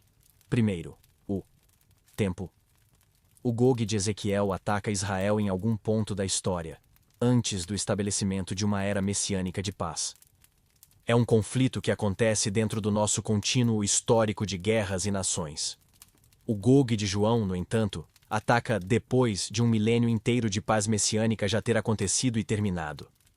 Eles não estão separados por anos ou décadas, estão separados por no mínimo 1000 anos de utopia. Segundo, a fonte. O Gog de Ezequiel, como vimos, é explicitamente atraído para o campo de batalha pelo próprio Deus. A visão repete que Deus coloca anzóis nos queixos de Gog e o força a marchar para o seu juízo. Deus é o agente soberano por trás do movimento. O Gog de João, por outro lado, é explicitamente reunido e enganado por Satanás após sua libertação do abismo. Um é divinamente compelido, o outro é satanicamente seduzido. Terceiro, a motivação. A motivação do Gog de Ezequiel é clara e terrena: ganância. Ele vê um povo próspero vivendo em aldeias sem muros e diz: vim para saquear, para tomar o despojo. É um assalto em escala global. A motivação do Gog de João é um mistério muito mais profundo e sombrio. Eles viveram em um mundo de paz e prosperidade. O que poderiam possivelmente saquear? Sua rebelião não é por ganância. É um ato de pura ingratidão e rebelião existencial contra a própria fonte da paz que eles desfrutaram por séculos. Quarto, a origem. O exército de Ezequiel, embora inclua aliados de outras direções, tem seu centro de gravidade firmemente no extremo norte. É uma invasão liderada pelo norte. O exército de João, no entanto, é explicitamente reunido dos 4 cantos da terra. Não é uma invasão regional, é uma insurreição global, uma rebelião que brota simultaneamente de toda a humanidade. Diante dessas diferenças abismais, a pergunta lógica se impõe. E ela é a bala de prata que invalida permanentemente a interpretação do mapa. Se o livro do Apocalipse, a revelação final da Bíblia, nos diz que a batalha de Gog e Magog é um evento que acontece no final PIN de um milênio que ainda não começou, como é remotamente possível que Gog e Magog seja a Rússia do século XX, o Império Otomano ou qualquer outra nação da nossa era presente? A cronologia apresentada por João torna a identificação de Gog com qualquer poder geopolítico contemporâneo não apenas improvável, mas categoricamente impossível. Não se pode ser Gog hoje, se a batalha de Gog só acontece daqui a 1000 anos. Então, o que está acontecendo aqui? João está se contradizendo com Ezequiel? De forma alguma. A chave é entender o método literário de João. O livro do Apocalipse não é um roteiro literal do futuro. É uma obra-prima de simbolismo, um vasto mosaico construído com imagens, temas e nomes emprestados de todo o Antigo Testamento. João age como um mestre DJ teológico, pegando um sample de Daniel aqui, um sample de Isaías ali, e um sample de Ezequiel acolá, e os remixando para criar uma nova composição com um significado mais profundo. Ele não está fazendo uma nova previsão geopolítica. Ele está usando o nome que, graças a Ezequiel, tornou-se o símbolo supremo do inimigo arquetípico que vem das extremidades da terra para atacar o povo de Deus. Ele está pegando esse símbolo e o reaplicando para descrever a natureza da rebelião final. Gog e Magog, nas mãos de João, deixa de ser um nome próprio e se torna uma descrição de cargo. O cargo é a manifestação final da rebelião humana, seduzida pelo mal para atacar a presença de Deus na terra. A aparição de Gog e Magog no Apocalipse, portanto, não é uma contradição. É a chave. É a pedra de Roseta que nos permite decifrar o verdadeiro significado da visão original de Ezequiel.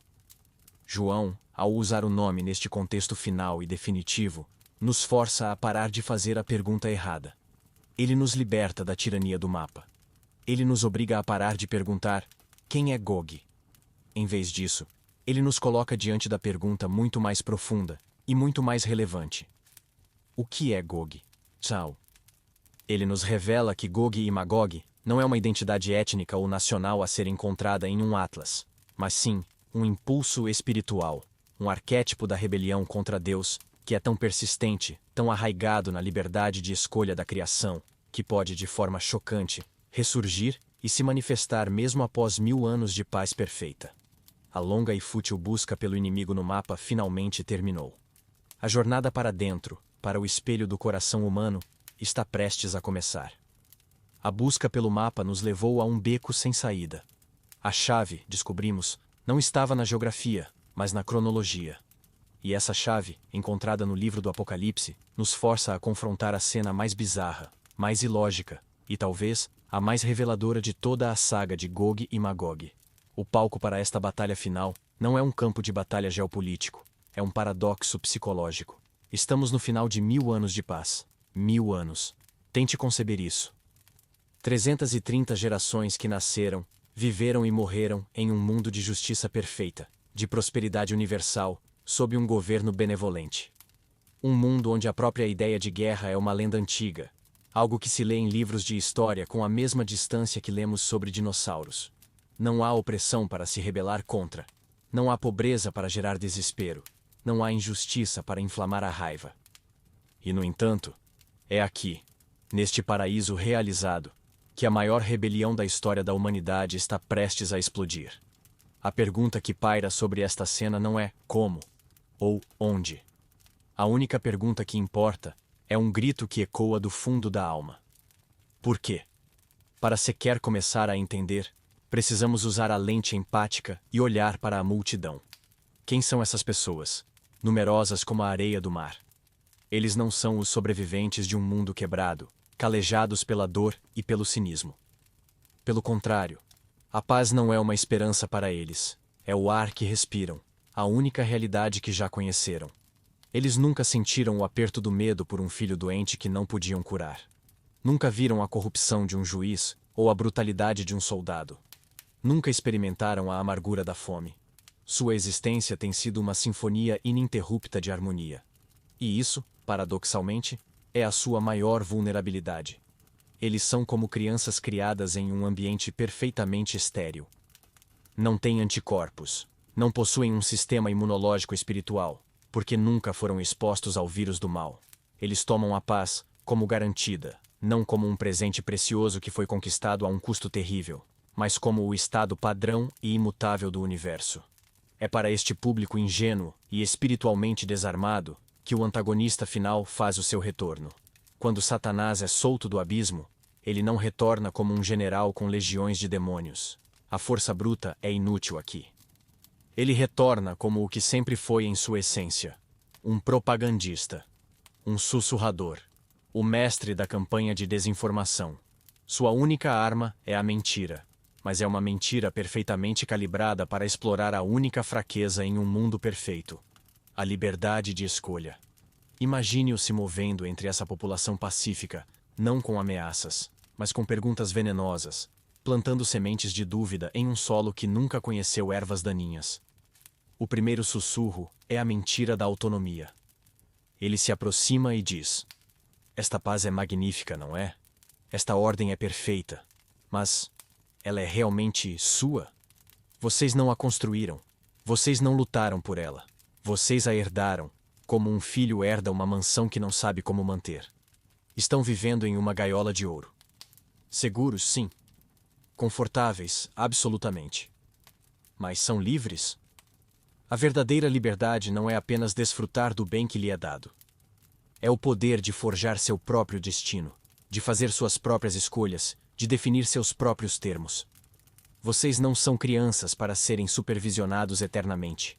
Porque vivem sob as regras de outro, não importa quão benevolentes sejam.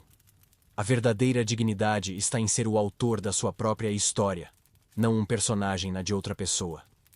Ele não vende a guerra. Ele vende a agência. Ele não oferece o caos. Ele oferece a autoria. Com a semente da autonomia plantada, vem o segundo sussurro, a mentira da glória roubada. Ele aponta para as cidades prósperas, para os campos férteis, para a sociedade harmoniosa, e diz: vejam o que vocês mantêm. Vejam a ordem que vocês administram. E, no entanto, para quem vai a glória? Para quem são cantados os hinos? Toda a adoração, toda a honra, todo o crédito vai para o rei no trono. E vocês são meros súditos, engrenagens em uma máquina perfeita. Mas ainda assim, engrenagens. Mas olhem para si mesmos. Vocês possuem razão, criatividade, poder. Vocês são deuses em seu próprio direito, capazes de governar e criar. Por que deveriam se curvar? Por que deveriam diminuir sua própria luz para que a dele pareça mais brilhante? O trono não deveria ser compartilhado. A glória não deveria pertencer àqueles cujas mãos mantêm o mundo funcionando. É o eco da tentação mais antiga do universo, a mesma que ecoou em um jardim no início dos tempos. Sereis como Deus. Ele apela ao orgulho, o desejo de ser reconhecido, de ser o centro da própria história. Finalmente, vem o terceiro e mais insidioso sussurro, a mentira da falsa vitimização. É aqui que ele torce a própria perfeição em uma arma. Esta justiça perfeita, ele murmura, não é um pouco rígida, sem exceções, sem segundas chances, sem áreas cinzentas? Esta ordem perfeita não é um pouco sufocante, previsível, chata? Vocês não têm desejos que são considerados ilegítimos? Ambições que são vistas como perigosas? Paixões que precisam ser contidas? Vocês são, na verdade, vítimas. vítimas de uma perfeição que não escolheram. Vocês são prisioneiros de um bem que os impede de explorar todo o espectro da existência.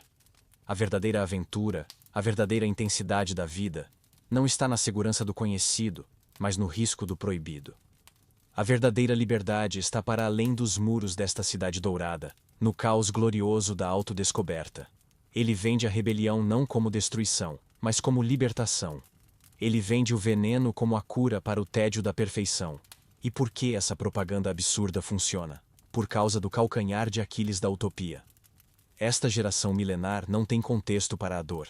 Eles nunca viram as consequências terríveis da mentira, da ganância e do orgulho.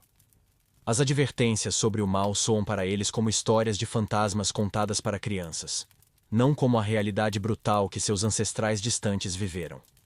A promessa de Satanás de liberdade e glória soa nova, excitante e profundamente libertadora para seus ouvidos ingênuos, porque eles não têm a memória visceral da escravidão e da vergonha que inevitavelmente se seguem. Eles tomam a paz como certa, e por isso não a valorizam. Estão dispostos a arriscar a realidade perfeita que possuem pela promessa fantasiosa de algo mais, sem perceber que esse mais é o nada, o abismo. E é aqui que entendemos o significado profundo e trágico desta rebelião final. A marcha de Gog e Magog no final do Apocalipse é a prova final, a demonstração irrefutável da realidade e da profundidade do livre-arbítrio. Ela mostra que, para que a lealdade e o amor a Deus sejam genuínos, a opção de rejeitá-lo deve existir, e deve existir até o fim, mesmo nas circunstâncias mais ideais. Se Deus forçasse a obediência, mesmo em um paraíso, os seres humanos não seriam mais do que autômatos.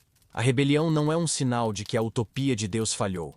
Pelo contrário, é o testemunho sombrio e terrível do sucesso de Deus em criar seres verdadeiramente livres. Seres livres para amar, e, portanto, livres para odiar. Seres livres para escolher a vida, e, portanto, livres para escolher a morte. A rebelião final de Gog e Magog é a última e mais terrível afirmação da liberdade humana. A escolha deliberada pelo nada em face de tudo. A suprema tragédia de uma criação que prefere reinar no inferno do caos a servir no paraíso da ordem. Nossa jornada começou com uma pergunta simples, a mesma que tem assombrado estudiosos e estrategistas por milênios. Quem são Gog e Magog? Vasculhamos mapas antigos e modernos. Viajamos da Babilônia de Ezequiel para a ilha de Patmos de João. Analisamos a paranoia da Guerra Fria e a psicologia de uma rebelião no fim dos tempos. E agora, depois de reunir as duas únicas testemunhas oculares que a história nos oferece, a resposta se torna clara. Não porque encontramos o suspeito, mas porque percebemos que a pergunta estava errada desde o início. Gog e Magog não é um quem. Nunca foi. Gog e Magog é um o quê. Não é uma identidade nacional que podemos fixar em um mapa. É um arquétipo espiritual que devemos reconhecer em um espelho. À primeira vista, as visões de Ezequiel e João parecem irreconciliáveis. Um conjunto de contradições que confunde mais do que esclarece. Uma acontece na história, a outra no fim dela. Uma é atraída por Deus, a outra por Satanás. Uma é motivada pela ganância, a outra pela ingratidão. Por séculos, os intérpretes tentaram harmonizar essas diferenças à força, aparando as arestas para que coubessem em um único roteiro. Mas e se as diferenças não forem um problema a ser resolvido? E se elas forem a chave para a solução? Porque, apesar de todas as suas distinções, as duas histórias são, em sua essência, sobre exatamente a mesma coisa. Elas compartilham um fio condutor temático, um propósito divino idêntico: encenar a demonstração final, pública e incontestável da soberania de Deus sobre a rebelião humana. Em ambos os cenários, uma força aparentemente invencível, representando a soma de toda a hostilidade humana contra a ordem divina, se reúne para o ataque final. E em ambos os cenários, essa força é aniquilada de forma sobrenatural, instantânea e quase casual por Deus, não através de exércitos, mas através do poder bruto da criação. E o propósito, declarado em ambas as visões, é o mesmo: para que o mundo inteiro, de uma vez por todas, saiba quem está no controle. Uma vez que entendemos esse propósito compartilhado, as diferenças deixam de ser contradições e se revelam como o que realmente são: duas manifestações do mesmo princípio, do mesmo arquétipo, em dois estágios diferentes da história cósmica. O Gog de Ezequiel é o arquétipo da rebelião manifestado dentro da história humana como a conhecemos. Um mundo caído e quebrado. É a rebelião que podemos entender, pois é movida por impulsos que nos são familiares. A sede de poder, a ganância por recursos, o orgulho nacionalista. É a culminação de toda a hostilidade humana contra Deus e seu povo, operando dentro das regras e motivações de um mundo já contaminado pelo mal. O Gog de João, por outro lado, é o mesmo arquétipo manifestado no final absoluto da história, em sua forma mais pura e assustadora. É a rebelião despojada de todas as suas desculpas e racionalizações. Ninguém pode culpar a pobreza, a opressão, a injustiça ou a ignorância. É a rebelião em sua essência nua e crua, uma recusa metafísica, nascida do âmago do livre-arbítrio, de aceitar o governo de Deus, mesmo quando esse governo produziu um paraíso. O Gog de João nos mostra a forma final do pecado, a rebelião por causa da rebelião. E assim, a metáfora que nos guiou se torna perfeitamente clara. A profecia nunca foi um mapa para nos ajudar a identificar um inimigo lá fora. Sempre foi um espelho. A visão de Ezequiel foi um espelho erguido para os exilados traumatizados na Babilônia. Um espelho que refletia a promessa de que o poder e a fidelidade de Deus eram infinitamente maiores do que seus piores medos, encarnados na Horda do Norte. A visão de João, por sua vez, é um espelho erguido para toda a humanidade, em todos os tempos, refletindo a terrível e persistente verdade sobre o impulso rebelde que reside no coração da própria liberdade humana. Ela nos mostra que, se não for pela graça, esse impulso pode sobreviver e até mesmo florescer nas melhores circunstâncias possíveis. O mapa nos distrai com a busca de bodes expiatórios. O espelho nos força a autoavaliação. Com essa compreensão, a escolha de João de usar o nome Gog e Magog se torna um ato de gênio teológico. Ele não estava prevendo a reencarnação de um antigo líder cita. Ele estava fazendo uma referência deliberada, acionando um símbolo poderoso na mente de sua audiência que estava imersa nas Escrituras. No léxico do judaísmo do Segundo Templo, graças a Ezequiel, Gog havia se tornado o sinônimo, o código, o símbolo definitivo da rebelião final das nações que seria esmagada por Deus na era messiânica. Ao usar esse nome, João estava dizendo à sua audiência: lembram-se daquele princípio fundamental, daquele arquétipo da rebelião que Ezequiel descreveu? Pois bem, o que estou mostrando a vocês agora é a sua manifestação final, sua forma mais pura e inexplicável. Gog não é um nome. É um título, é a designação para o comandante final da insurreição humana contra o céu. Então, vamos definir este o quê? O que é o arquétipo de Gog? Gog é o princípio da humanidade que, dotada por Deus com a dignidade da liberdade, usa essa mesma liberdade para tentar usurpar o trono de Deus. É o impulso que se recusa a aceitar seu status de criatura e insiste em ser seu próprio criador, seu próprio legislador, a fonte de sua própria moralidade. É a personificação da civilização que, tendo recebido tudo de uma fonte transcendente, olha para essa fonte e declara sua independência dizendo: não servirei. É o espírito que transforma a autonomia em autodeificação. É o impulso que vê a ordem divina não como um presente, mas como uma restrição.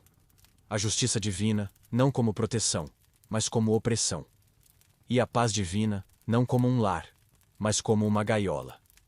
Gog, em sua essência, é a rebelião autodestrutiva, a escolha deliberada pelo caos em nome de uma liberdade mal compreendida, levada à sua conclusão lógica final. E se Gog é o quê? Um princípio espiritual, e não um quem, então a busca por sua identidade no mapa geopolítico moderno não é apenas fútil, é um erro de categoria. Passar décadas tentando provar que a Rússia, ou a Turquia, ou o Irã, ou qualquer outra nação é Gog e Magog é como ler a parábola do filho pródigo e depois tentar encontrar a escritura da fazenda da família. É perder completamente o ponto. É focar nos detalhes literais de uma história projetada para revelar uma verdade espiritual universal.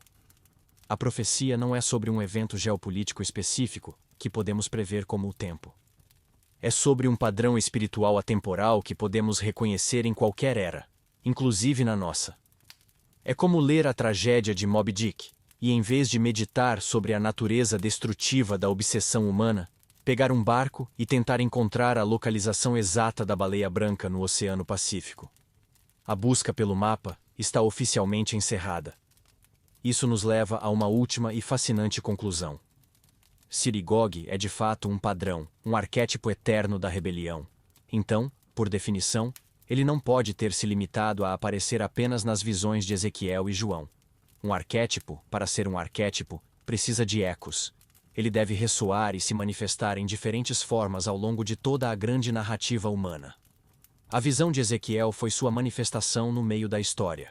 A visão de João é sua manifestação no fim da história. Mas e o começo? E o resto da história? Se olharmos para a grande tapeçaria das narrativas humanas, especialmente as fundacionais, onde mais poderíamos ver o rosto familiar deste mesmo impulso rebelde? A pergunta agora muda mais uma vez. Não é mais quem é Gog, nem o que é Gog, mas onde mais esteve Gog? Se Gog não é um quem, mas um o que, se não é uma nação, mas um padrão, então nossa investigação toma uma nova e fascinante direção. Não somos mais detetives procurando por um suspeito em uma lista de nações. Somos rastreadores, seguindo as pegadas de um arquétipo através da longa e sinuosa trilha da história humana. A história de Gog não começa no capítulo 38 de Ezequiel. Aquele foi apenas o momento em que a criatura recebeu seu nome profético. Mas sua assinatura espiritual, seu padrão de comportamento, é muito, muito mais antigo. E para encontrar suas primeiras pegadas, precisamos voltar ao início de tudo, ao alvorecer da civilização, onde encontramos o primeiro Gog, não no trono de um império, mas no coração de um irmão. Seu nome era Caim. A história, em Gênesis 4, é tão familiar que corremos o risco de perder sua profundidade arquetípica. Não é apenas a história de um ciúme fraterno que deu errado. É o protótipo da rebelião em nível individual. Pense no padrão. Deus estabelece uma ordem, um caminho para a comunhão, simbolizado pelo tipo de sacrifício que era aceitável. Abel segue a ordem. Caim a rejeita. Ele não vem de mãos vazias. Ele traz uma oferta, mas é uma oferta baseada em seus próprios termos, fruto de seu próprio esforço. Uma declaração de que ele se aproximará de Deus do seu jeito. Ou não se aproximará.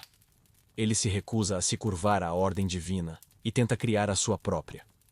Quando sua tentativa de autojustificação é rejeitada, a máscara cai. Sua resposta não é o arrependimento, não é a autoavaliação.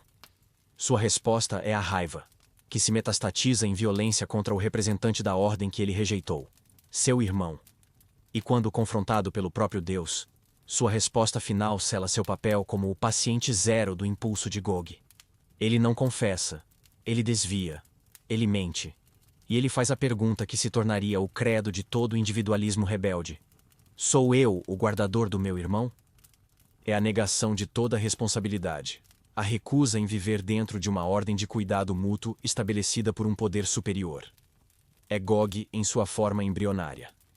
A recusa em aceitar a ordem divina, resultando em violência para afirmar a própria autonomia.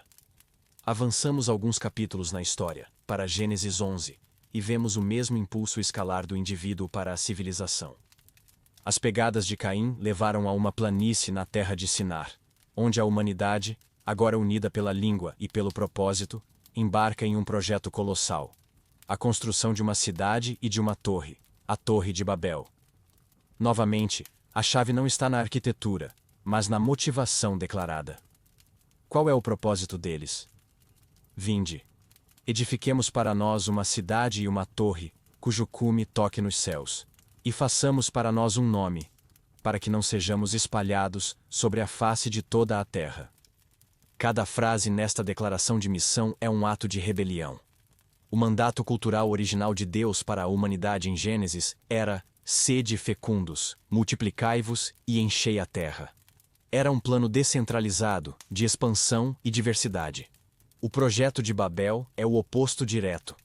É um plano de centralização, de consolidação de poder, para evitar serem espalhados. O objetivo não é glorificar a Deus, mas fazer para nós um nome, criar uma glória e uma reputação puramente humanas. É a tentativa da civilização de construir seu próprio sistema de segurança, sua própria fonte de unidade e seu próprio monumento à sua própria grandeza, em direta oposição ao plano de Deus. É o arquétipo de Gog em nível coletivo. A humanidade unida não em adoração, mas em uma conspiração para se tornar seu próprio Deus. E o padrão continua a escalar. Do indivíduo e da civilização, ele se manifesta no nível do Estado-nação, na figura do homem mais poderoso do mundo antigo, o faraó do Êxodo.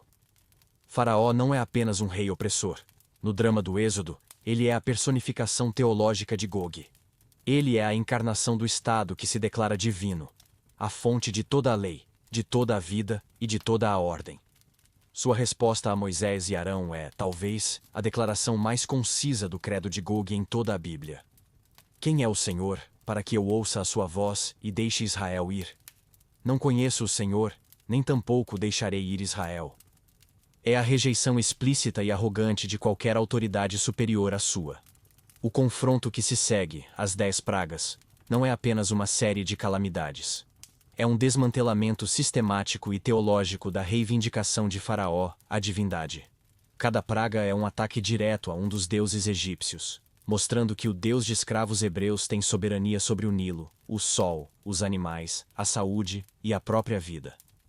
E assim como o Gog de Ezequiel, que é atraído para a sua destruição, o coração de Faraó endurece repetidamente, levando-o a uma perseguição final e suicida no Mar Vermelho, onde seu exército, o símbolo máximo do poder do Estado humano, é aniquilado sem esforço por uma intervenção divina e espetacular. Vejam o padrão se formando, os ecos ressoando através dos milênios. Seja no coração de um indivíduo ciumento, na ambição de uma civilização unificada ou na arrogância de um império que se diviniza, o roteiro é fundamentalmente o mesmo. Caim, Babel e Faraó são todos avatares diferentes do mesmo espírito, manifestações do mesmo arquétipo de Gog. Todos eles representam a rejeição da ordem, da identidade e do propósito dados por Deus, e a tentativa desesperada e, em última análise, autodestrutiva, de construir um sistema alternativo baseado em sua própria glória, em seus próprios termos e em seu próprio poder. Podemos então destilar desses exemplos a assinatura espiritual de Gog, o padrão eterno da rebelião, que se desenrola em 4 atos claros. Primeiro, a ordem divina. Deus estabelece uma ordem, dá um dom ou revela um caminho. Segundo, a rebelião humana. A humanidade, movida pelo orgulho, pela ganância ou pelo medo, decide que pode criar uma ordem melhor, mais segura ou mais gloriosa por si mesma. Terceiro, a consequência inevitável. Esta tentativa de autodeificação e de construção de um paraíso sem Deus leva, invariavelmente, ao seu oposto, à violência e ao derramamento de sangue, como com Caim, à confusão e à desintegração, como com Babel, ou à escravidão e à ruína espetacular, como com Faraó. Quarto, a intervenção divina. No final, Deus intervém de forma decisiva para julgar a rebelião humana e reafirmar publicamente a sua soberania sobre a criação, não para se exibir, mas para restaurar a ordem e a verdade. E agora, a peça final do quebra-cabeça se encaixa. O que Ezequiel viu em sua visão aterrorizante e o que João testemunhou em seu vislumbre do fim dos tempos não foram eventos isolados ou anômalos. Eles não estavam vendo o surgimento de um fenômeno totalmente novo. Eles estavam vendo as manifestações finais e supremas deste mesmo padrão que tem se repetido desde o início da história. Eles estavam testemunhando o crescendo final de uma sinfonia sombria que começou com o primeiro assassinato. Ezequiel viu o clímax desta rebelião arquetípica dentro do fluxo da história humana, a soma de todos os faraós e de todas as Babilônias em uma única horda final. João, por sua vez, viu o eco fantasmagórico dessa mesma rebelião no limiar da eternidade, provando que o potencial para essa escolha existe no âmago da liberdade, mesmo nas condições mais perfeitas. Isso nos leva, inevitavelmente, ao nosso próprio tempo. Se Gog é de fato um padrão espiritual tão fundamental, um vírus recorrente no sistema operacional da condição humana, então ele não pode ter simplesmente desaparecido da história. Ele não se aposentou após a queda de Roma, e não se dissolveu com a União Soviética. Se ele se manifestou em indivíduos, civilizações e nações do passado, a pergunta que nos assombra, A pergunta que nos força a olhar para longe dos mapas antigos e para o nosso próprio mundo é: onde vemos o rosto de Gog hoje? Onde reconhecemos essa assinatura espiritual, não nas fronteiras de uma nação específica, mas no mapa das ideias, das ideologias, das ambições e dos impulsos que movem a nossa própria civilização global? A caça ao padrão nos tirou do passado distante e nos trouxe diretamente à porta do presente. A longa caçada ao padrão nos trouxe do passado distante, através dos séculos de especulação, até a soleira da nossa própria porta. E agora, a busca por Gog e Magog acontece em um território completamente novo. O mapa que precisamos desdobrar não é mais o atlas geopolítico do mundo, com suas nações e fronteiras. É o mapa das ideias, das ideologias, das grandes narrativas e dos impulsos culturais que definem o século XXI. A pergunta que a profecia nos faz hoje não é: qual nação moderna é Gog? Mas sim, quais ideologias modernas, quais grandes projetos humanos carregam a assinatura espiritual inconfundível de Gog? Para reconhecer essa assinatura, precisamos nos lembrar do padrão que identificamos. É um processo em duas etapas. Primeiro, a rejeição de uma ordem transcendente. A recusa em aceitar que existe uma natureza, uma moralidade e um propósito que são dados, não criados por nós. E segundo, a tentativa ambiciosa e arrogante de construir um sistema alternativo, uma utopia, uma salvação, puramente em termos humanos e para a glória humana. Armados com este conhecimento, começamos a ver ecos do arquétipo de Gog por toda a parte. O primeiro e mais óbvio eco é o da Torre de Babel, agora reconstruída em uma escala global com os materiais do nosso tempo: silício, código e dados. É o Gog tecnocrático. Isso não é uma crítica à ciência ou à tecnologia, que são ferramentas valiosas. É uma crítica ao cientificismo, a ideologia que acredita que a tecnologia e a razão humana, por si sós, podem e devem resolver todos os problemas fundamentais da condição humana: o sofrimento, a injustiça, a moralidade e até a própria morte. Vemos isso na ambição prometeica do transhumanismo, que busca ativamente superar a condição humana, nos libertando das limitações da nossa biologia. Vemos na busca pela imortalidade digital, na esperança de fazer upload de nossas consciências e viver para sempre em servidores. A rebelião aqui é sutil, mas profunda. É uma rebelião contra os limites dados da nossa natureza, contra o ciclo da vida e da morte, contra a própria definição do que significa ser humano. É a tentativa de construir um paraíso de perfeição e eficiência, de fazer um nome para nós, como os seres que derrotaram a morte. Tudo isso sem a necessidade de olhar para cima, sem a necessidade de um criador. É a Torre de Babel com uma conexão de fibra ótica. Depois, vemos o eco de Faraó, o Gog político. Esse é o arquétipo manifestado na divinização do Estado ou do coletivo. Ao longo dos séculos XX e XXI, vimos ideologias totalitárias, tanto da extrema esquerda quanto da extrema direita, exibirem perfeitamente o padrão de Gog. Nessas ideologias, a lealdade suprema não é à verdade, à consciência ou a Deus, mas ao Estado, ao partido, à nação ou à causa. É essa entidade coletiva que se torna a fonte última de significado, de identidade e de moralidade. Ela reivindica o poder de redefinir o bem e o mal, de reescrever a história, de dissolver instituições como a família e de ditar a própria natureza da realidade. A pergunta arrogante de Faraó a Moisés: quem é o Senhor, para que eu o ouça? Torna-se o lema tácito de qualquer poder estatal que não reconhece nenhuma lei moral, nenhuma autoridade transcendente acima de si mesmo. Ele se declara o soberano absoluto, e qualquer um que se curve a uma autoridade superior é, por definição, um traidor. E, finalmente, talvez o eco mais difundido e pessoal de todos, o eco de Caim, o Gog do eu soberano.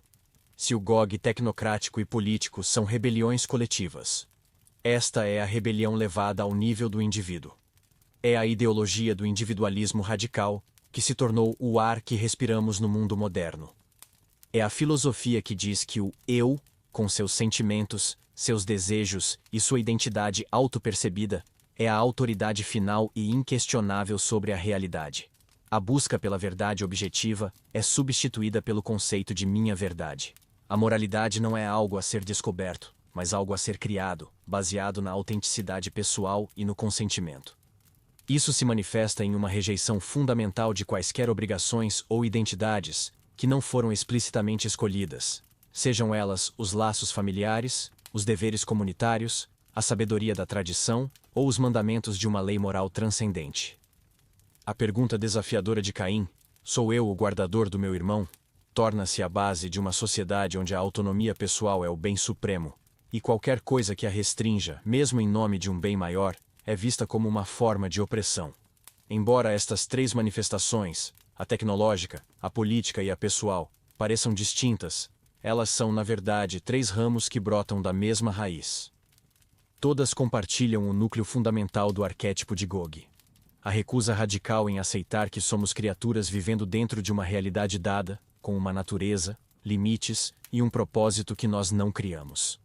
Todas são tentativas, em diferentes escalas, de tomar o controle, de nos tornarmos os autores da nossa própria realidade, em vez de participantes humildes e gratos nela. Todas são, em essência, a tentativa de sentar no trono do universo. E por que essas ideias são tão sedutoras? Porque, assim como o sussurro de Satanás no fim do milênio, elas prometem as coisas que mais desejamos: poder sobre nossas circunstâncias, libertação do sofrimento e a exaltação da nossa própria glória. O perigo é que, ao abraçar essas promessas, sofremos de uma amnésia histórica. Ao rejeitar a sabedoria das grandes tradições espirituais e filosóficas que por milênios nos alertaram sobre os perigos da arrogância humana, o que os gregos chamavam de híbris, corremos o risco de repetir os mesmos padrões de Caim, Babel e Faraó, mas agora em uma escala global e armados com tecnologias que lhes dariam inveja. Reconhecer o rosto de Gog no presente, portanto, não é um convite ao desespero. Não é um exercício para apontar dedos e rotular nossos oponentes políticos como o mal encarnado. Pelo contrário, é o passo final para entender a relevância profunda e atemporal desta antiga profecia. Ela nos tira da segurança da plateia da história, onde podemos julgar confortavelmente os erros do passado, e nos empurra para o centro do palco. A profecia, no final das contas, não é sobre prever o inimigo que um dia virá de longe.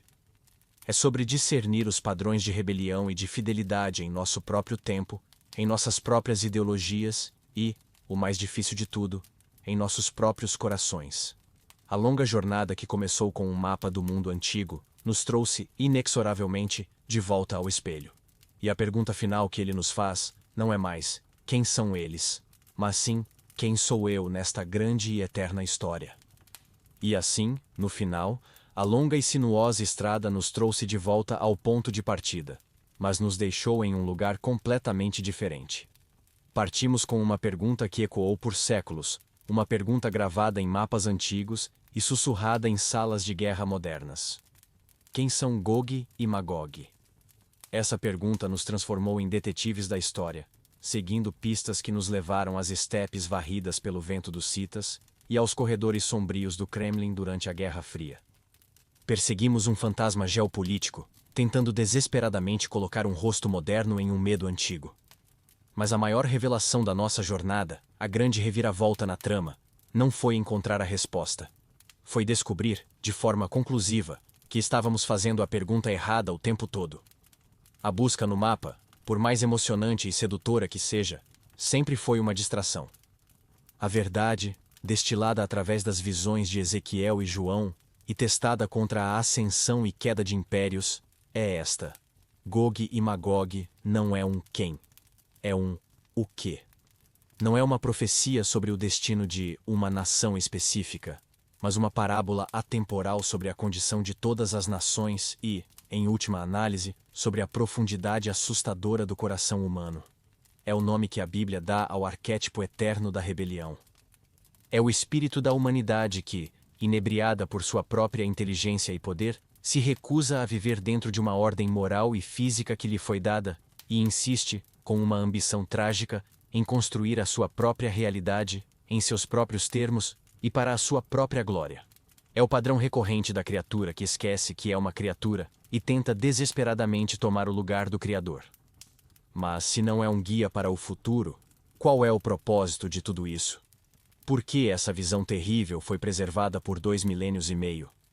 A resposta é que a profecia não nos foi dada para nos transformar em videntes geopolíticos, capazes de prever a próxima crise internacional. Ela não é uma bola de cristal para satisfazer nossa curiosidade sobre o fim dos tempos. Ela nos foi dada para ser um espelho de diagnóstico. É uma ferramenta de treinamento para a alma, projetada para aguçar nossa visão espiritual, para nos ensinar a reconhecer a assinatura da rebelião arrogante onde quer que ela apareça. Seu propósito é nos treinar a ver o rosto de Gog, não nas fronteiras de um país distante, mas nos grandes projetos ideológicos do nosso tempo, nas ambições desmedidas da nossa cultura, e o mais desconfortável de tudo, nos impulsos secretos do nosso próprio coração. Ela existe para nos alertar que o maior inimigo não é a nação que mais tememos, mas o impulso dentro de nós que sussurra que poderíamos ser deuses. E é por isso que esta história, que parece ser sobre exércitos, nações e batalhas apocalípticas, é no final uma história sobre uma escolha profundamente pessoal e inescapável. Se Gog representa o padrão eterno da rebelião, da arrogância e da autodeificação, então, o outro lado da narrativa representa o seu oposto. O padrão da confiança, da humildade e da gratidão, por uma ordem e um propósito que nós não criamos. A história não termina com a identificação de um inimigo externo que devemos odiar. Ela termina com o reconhecimento de dois caminhos, duas posturas fundamentais diante da realidade. O caminho de Gog é o caminho que diz: eu sou o autor da minha própria realidade, o mestre do meu próprio destino, a fonte da minha própria verdade. É o caminho de Babel, de Faraó, de Caim. O outro caminho é aquele que, em humildade, reconhece que somos personagens de uma história muito maior, atores em um palco que não construímos, e que a verdadeira liberdade não se encontra na rebelião contra a trama, mas em desempenhar nosso papel nela com fidelidade e gratidão. A jornada do mapa nos levou inexoravelmente de volta ao espelho, e a profecia, no final, se revela não como uma previsão sobre o futuro, mas como uma pergunta sobre o presente. A história de Gog e Magog nos força a olhar para o nosso mundo e para nós mesmos e a escolher de que lado da grande narrativa nos posicionaremos. Depois de toda esta jornada do mapa para o espelho, a pergunta final não é para os profetas, mas para cada um de nós. Qual aspecto do arquétipo de Gog, seja a ambição tecnológica de Babel, a arrogância política de Faraó ou o individualismo soberano de Caim, você mais reconhece ressoando no mundo de hoje? É este o tipo de conversa que alimenta a nossa busca aqui no Contando Histórias. Se esta jornada para decifrar um dos maiores enigmas da história significou algo para você, se ela lhe deu uma nova perspectiva, esta é a hora perfeita para se inscrever e se juntar à nossa comunidade de investigadores. Deixe o seu like para que outros possam encontrar esta conversa e compartilhe nos comentários a sua resposta à pergunta final, para que possamos continuar a explorar juntos. Obrigado por nos acompanhar nesta jornada épica, e até a próxima vez que decidirmos vasculhar o passado para entender quem somos hoje.